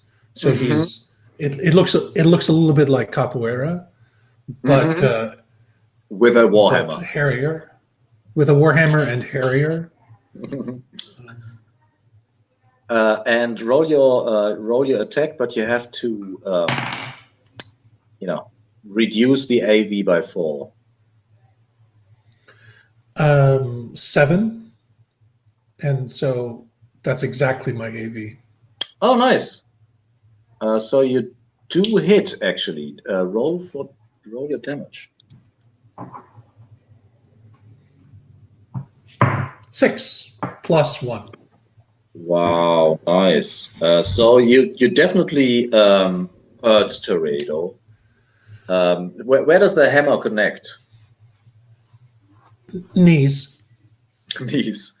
So Teredo gets thrown to the side, crashes into the wall, can see that there's like plaster falling from the wall. In the meantime, Saffron, you entered the room, I assume, or do you wait for the attack to stop? I'm dragging Vicar's body in and getting things set up. I think there's like a almost like a dentist's chair in the middle of the room, and I think I'm like hauling the machine human body up into inside the chair. And I assume that there's this like similar to like a dentist tools or that are you know, wired to some kind of electricity source, but then you have drills and screwdrivers and stuff. But how does it look like when you try to you know, you know that Mother is defragmented, kind of. She's like spread out. How do you like try to pull her together? I think the way this works is, the way I'm picturing this working is there's different like frequencies or things like that that I need to hook together or get bits and pieces, because you know we're near the Black City and there's all of these distortion fields and all of that, and I'm picturing parts of Mother's being has kind of been like shot through these distortion fields into these other time fragments. Practically speaking, that's a lot of like tuning knobs on the oscilloscope to find like signal and then channeling that signal into the artificial body, into the machine human body. And do you use a miracle? Like, do you use interface for that? I think this kind of has to be at a certain point of this goes beyond just a mechanical, like, this isn't just like, oh, Saffron is such a good technician and knows how to pull this off. This is Saffron becomes the conduit between all of this and the machine human body. I'm almost picturing like Saffron is tuning the knobs while like becoming the other half of a modem that's like channel the same you know signal that Mother was sending to tell us where to go before, but now it's like Saffron's connecting to a phone and then like is just like out of Saffron's prairie dog mouth and this like little speaker setup connected to the oscilloscope. Saffron is just like sending raw data back and forth, establishing these links. Nice. And then there's you know, there's this modulation in your voice that tries to find like a harmony to bring Mother together. I love it.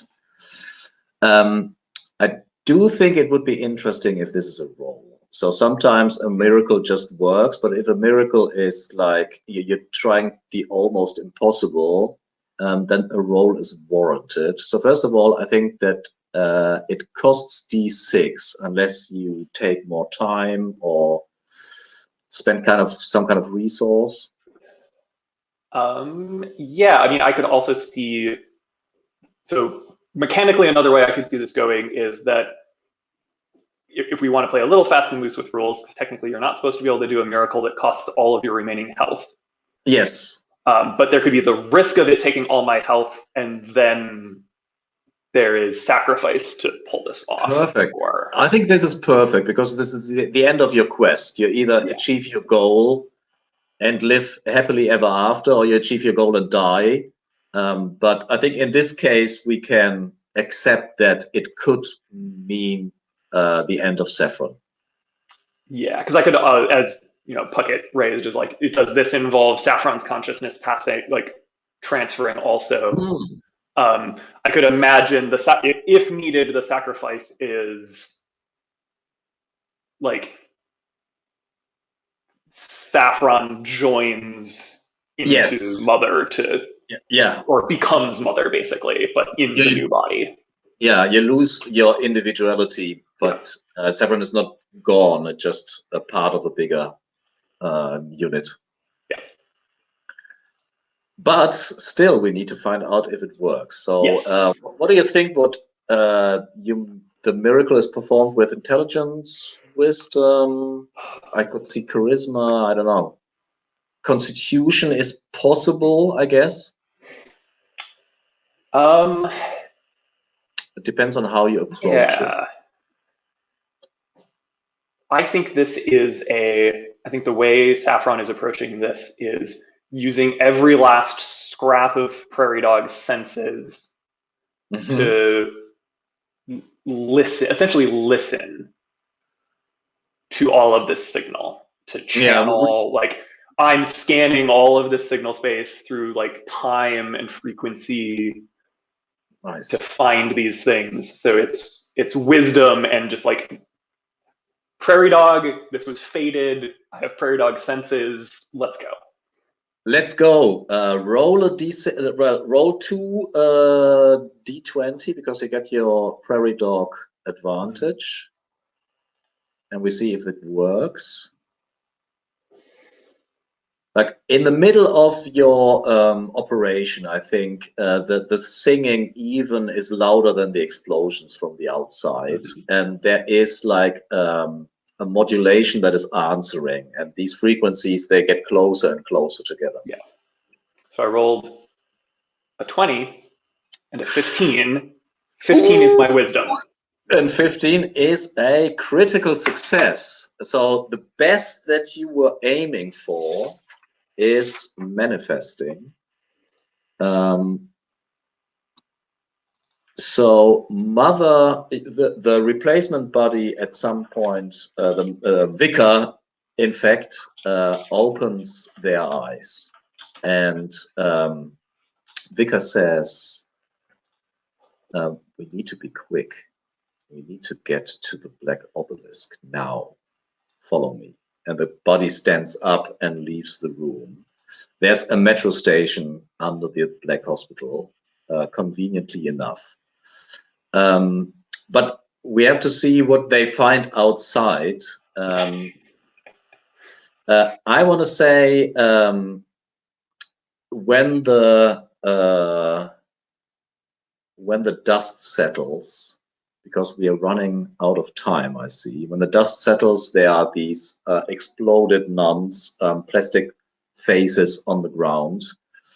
I just want to see how Nketh and the quarterling came out of the fight. So you have Nketh. Do you still try? You hear behind you the singing of the modem. You hear the explosions, but you also have a quarterling avatar with a spear aiming at you.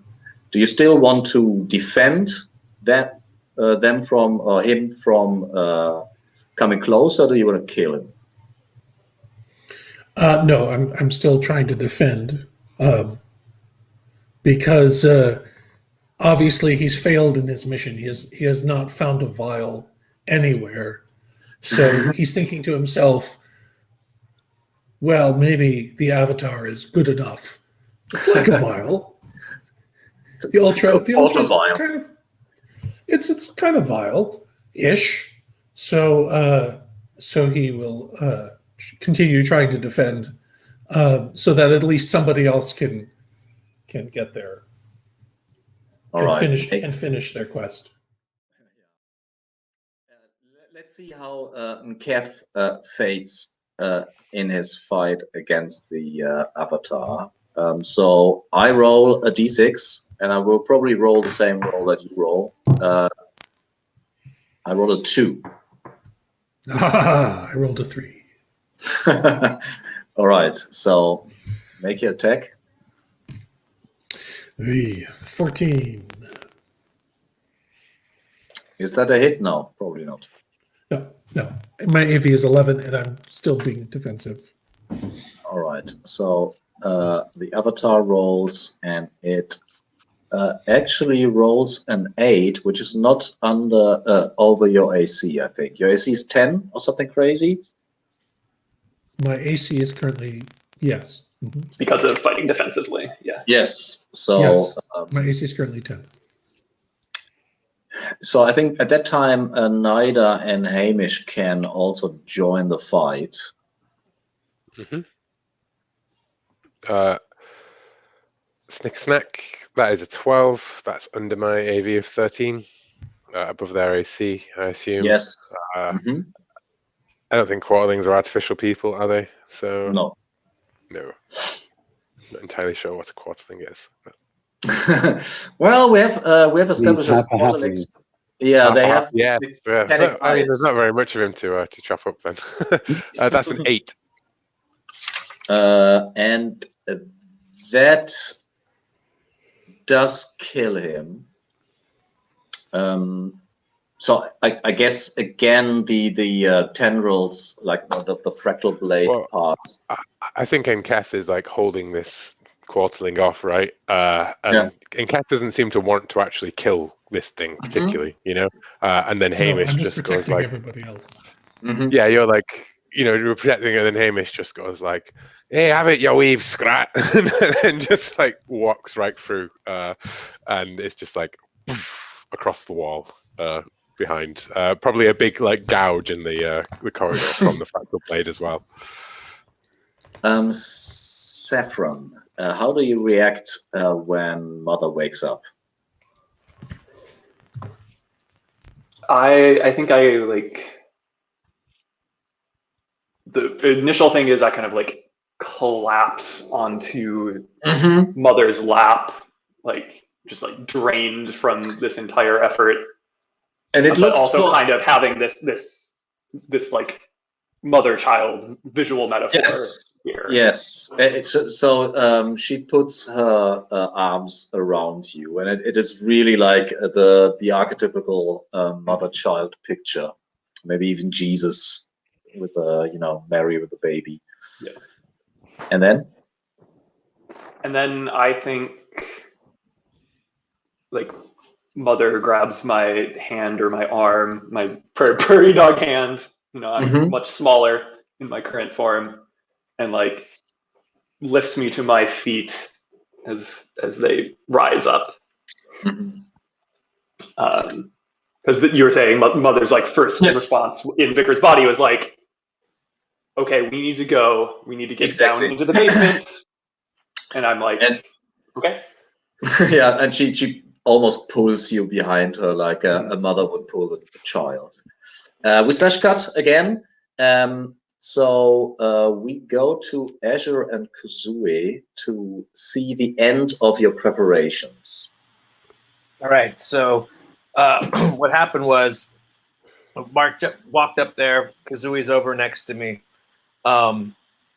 Basically, I reach into my bag and I open up a jar and I pour Sarko's ashes into the pyramid, into the center of the table, right? And then, I mutter something to Kazuo, and we both put our hands above our respective figures on that are carved into the table, and we cut our hands, and our blood fills, the little, body shapes. And there's like these little like channels that go to the obelisk. So our blood kind of travels and mixes with the ashes, and I smash it. And I'm saying, chanting stuff in Blue God language, and I'm smashing the ash and blood together, and I wipe it all over both of our faces, and I say, if we go in there without this, we'll die. Come, sister, let's go. And I pick up the bag and we march towards the pink light. How does Kazue help? I'm honestly, I certainly don't hinder. but I am not sure that I can help you. Kazue has allegiances that prevent her doing an active worship to the blue god. This is not worship. I just need your help arranging things. It is. It is very much, and I'm happy to have helped you come here, but this is something that you have to do yourself. Yeah, so we need to do script change a little bit. So obviously, Azure prepares the her part of the ritual, but before you can smear blood or cut Kazue, Kazue will say what she just said. Oh, okay. When I go, go ahead. I'm sorry. Yes. I am here to observe. Sama Savani? Yes. Are you where you need to be? I am.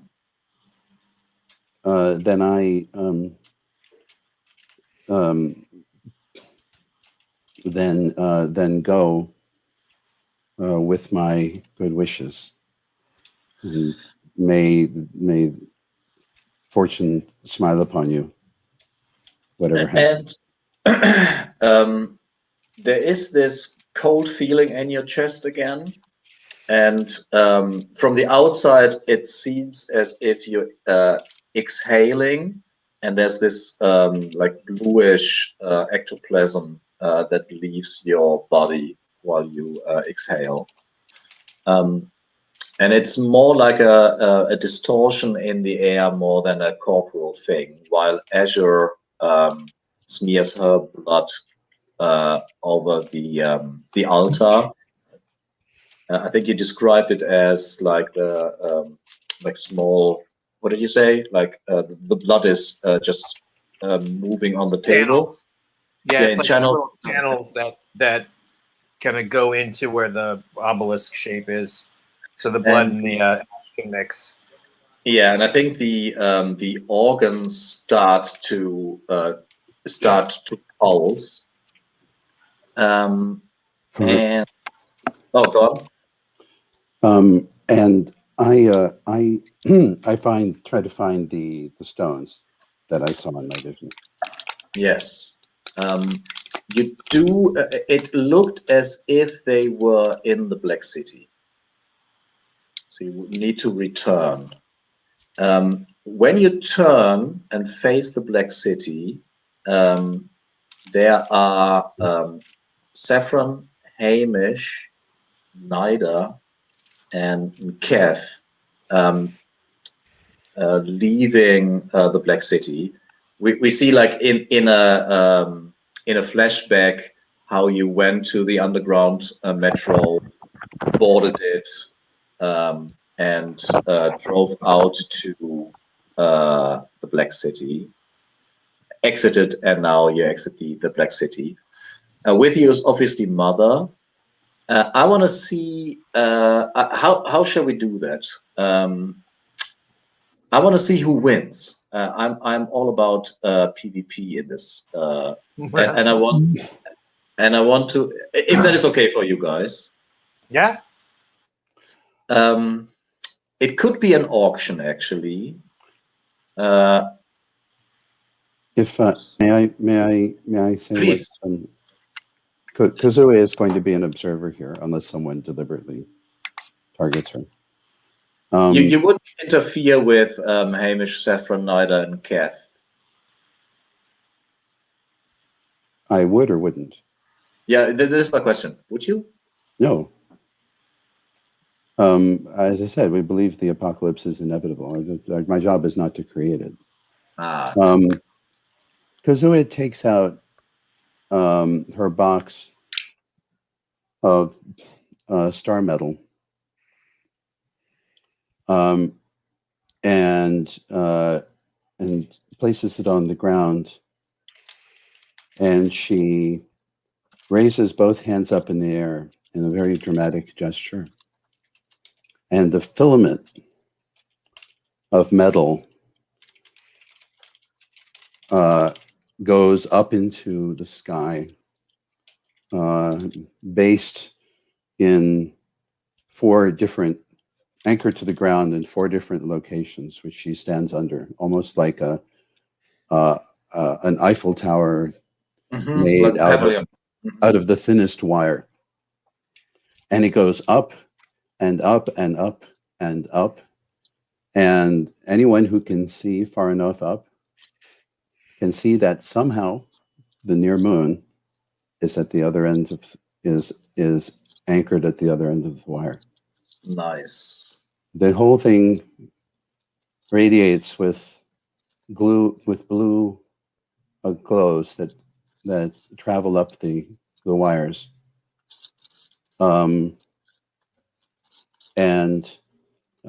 She sits underneath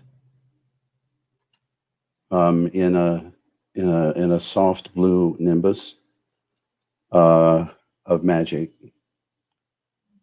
and sits down to watch the end of the world, or whatever is going to happen. What is going to happen? So, how shall we do that? Any suggestions? I'm open for suggestions. Azure has obviously a head start, and she used the head start to prepare the ritual. So it's more a question of, will you get there in time? So I feel like it could be an auction between you rushing and her finishing the ritual. What do you think? I personally don't think it's interesting unless Azure is has finished the ritual just as we arrive, and this is our last chance to, you know what I mean?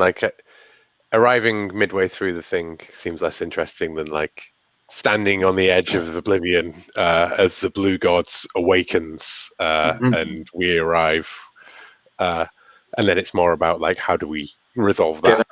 Yes. If that sounds good with everyone, I just feel like it'd be a bit anticlimactic to show up early, kind of thing. Right. Yeah. If Nida shoots me in the head before I finish or something like that. No, as I was saying, I don't know if you heard, Horst, but the Kozue has a sneaking suspicion that it's the battle between the Blue God and Mother that's going to destroy the world. Not the Blue God itself. I mean, the Dark Machine. What was the Dark Machine bringing forth the end of the world or something? Is the prophecy? Silver's prophecy. Now we have 2 Dark Machines. That is true. So what do you think though we should do as a thing? How do you think we would? I think we'd arrive, and Mother is kind of aware of how to engage with the blue gods, reforming self, right? Which I think leaves us and Azure D standing Anakin Skywalker, all red-eyed and whatever, and we're you're supposed to be the chosen one. Yeah, I guess we're coming into near this obelisk with this. Yes. So the scene to which you arrive, Nida, Saffron, Kath, and Hamish, is Azure. You, I think. Are you still standing in front of the altar, or have you retreated to the Black Pyramid? Yeah, I would have thrown the vial parts over my shoulder and headed down into the Black Pyramid. So from the oily sea, don't you want to see the blue god? Well, I was thinking that I have to be in the obelisk to complete the ritual. There's some No. So I think in the prophecies, it is the pyramid that leaves the world. It is the altar that brings back the blue god. Oh, okay. All right. All right. So I've arranged the vial parts. We'll say around the obelisk, there's 5 raised daises. Yes. Nice. And so I've put a vial part in each one of them, and and I'm doing my blue god language, maybe some interpretive dance kind of stuff, very ritually, spilling some more blood, here and there. There's a wind coming, and your clothes are blown in the wind, your hair, and you hear the rumbling of the ground, and so in your visions, how did the blue god look? You described him as more like a humanoid, like Mr. Manhattan or whatever it's called. Dr. Manhattan. Sorry. Yeah. I think. Well, here's how I kind of see it playing out in my mind. I'd like to kind of like factor in like the 4 portals in the city. Or yes. 4 portals or 5? It's 5. Okay, yeah. So like like the obelisk is like the city, and the places where I drop the vial parts is each of those gates. Nice. You know what I mean? And so I finish my ritual, and then the vial parts glow, and then the portals start glowing. Cool. Right? Love it. And the portals connect our world to wherever the dimension the blue god was vanished to. Yes. But for us, we see from the outside all the 5 portals glowing blue all of a sudden, and there's this mist coming out. More like not a mist that sounds too peaceful, like a blue storm that swells over the land and suffocates everything. The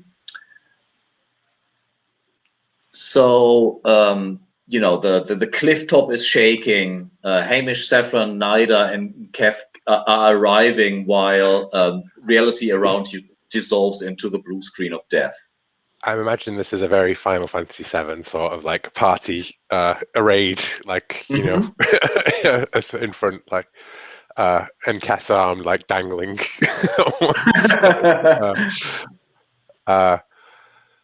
Azure, stop!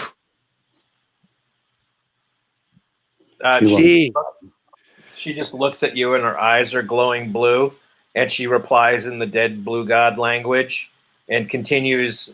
She's obviously kind of possessed. So she's so she's just continuing with her ritual. It's good to see you, Hamish. I wish I could say the same, Kazoo. Where's my bloody bike? Oh, it's over there if you want it. It's in fine condition. He gives you a glower, like one squinty eye. Yeah.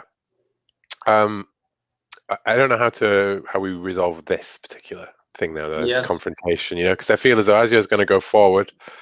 I think we'd probably try and stop like Azure, but whatever Mother does feels like the ultimate question, Like, so there is a representation of the blue god actually here, rising out of the oily blue sea, and it's not the friendly blue Dr. Manhattan type. It's like a tentacled thing with eyes and mouths, and breaking reality, sending its tentacles out of the oily water.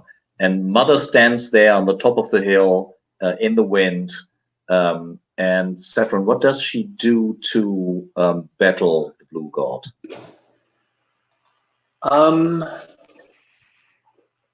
The thing that's coming, I'm trying to think of an interesting way to narratively handle this, and I think it's more like Mother works to disconnect the Black City from the rest of the world. Mm-hmm. Like the blue god is getting summoned in this pool of chaos in the Black City, and it's the Black City's portals that are bringing it back into this world. And Mother is essentially just taking steps to like taking kind of very literally the map of the UVG, where the Black City is on this one end, and it's the end of the known world to us in some ways, and just like cutting it off and setting it adrift. So we make one roll, an opposing roll between Saffron and Azure. Saffron being, you know, an avatar, if you will, of Mother, and Azure being an avatar of the Blue God, and we just see who wins. And let's see, what would be like, I want to check there. I could see intelligence versus wisdom. So Saffron rolls with wisdom and Azure rolls with intelligence. Is that fair? And then we see what happens with the world. Yep. So am I rolling? It's roll under, right? It just roll under, and now the difference is important. All right. So obviously critical beats normal and so forth.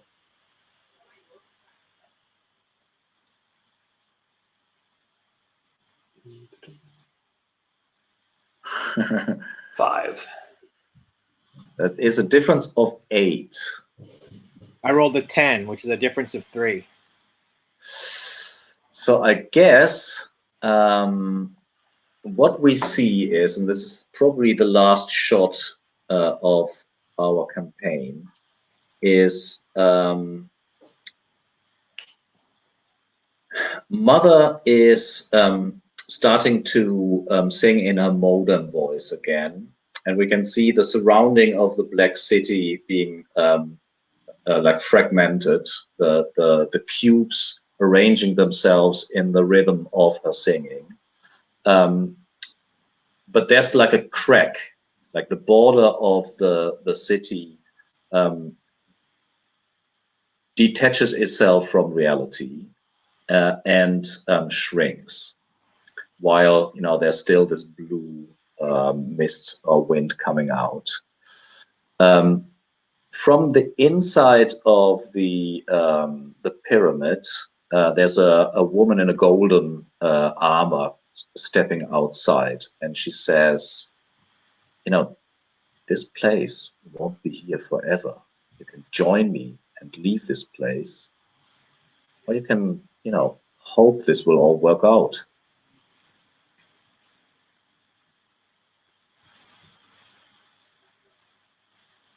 And if you want to, this could be the last cut, or do we wait how you react to that?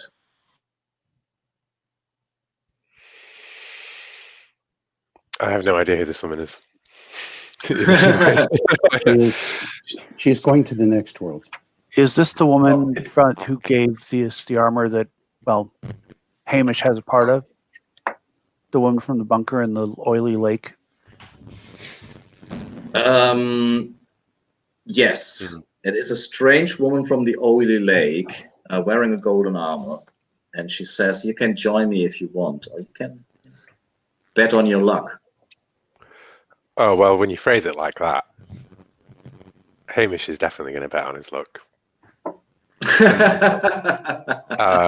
And you know what I'd like to suggest is that, as the blue god forms, right, Hamish steps forward with his fractal blade, right, and you know who's right next to him? Umberto, because he's the best. Yes.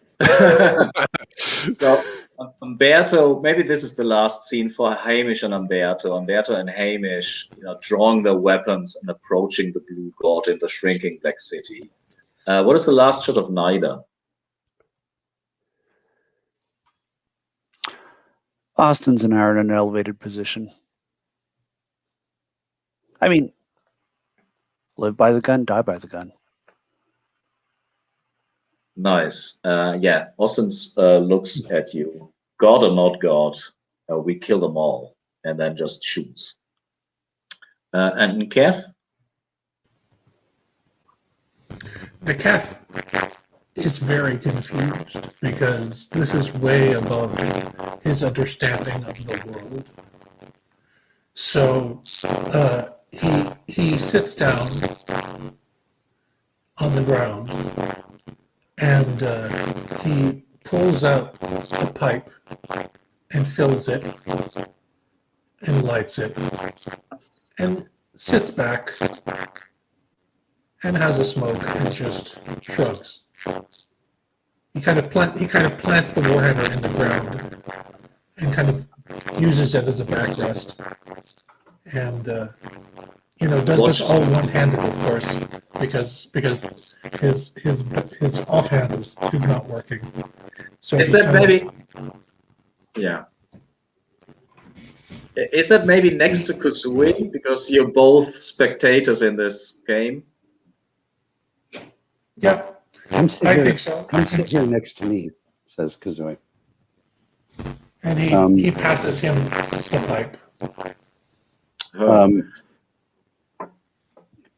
And as if Niketh sits next to Kuzui, he finds that he's in a little island of fixed reality, as everything around is starting to get fuzzy and uncertain.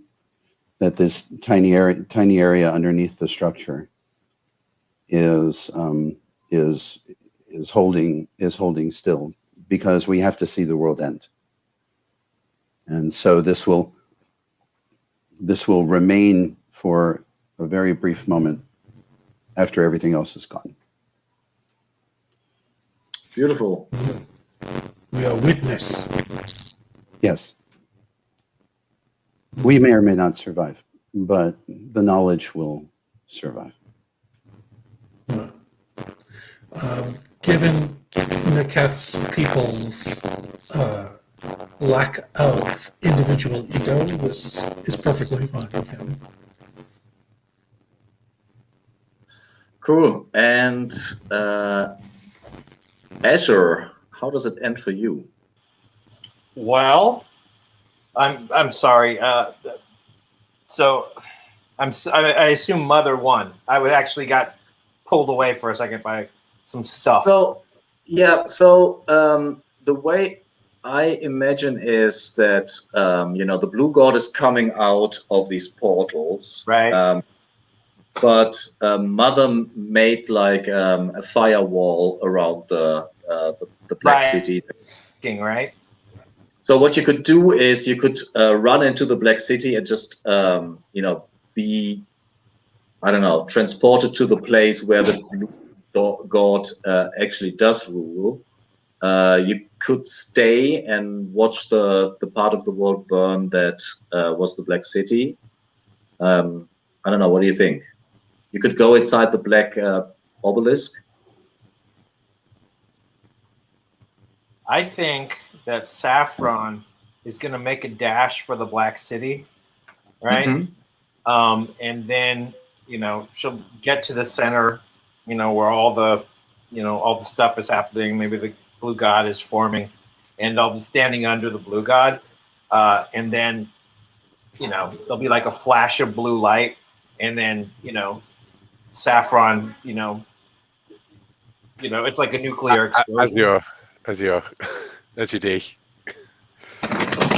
Yes. So it's basically like a nuclear explosion where it's just you see my skeleton, yes, and it kind of crumbles into dust. And you blow up the Black City in this explosion of blue light. And Saffron, I mean, your goal was to take Mother to a place where she can start producing machine humans.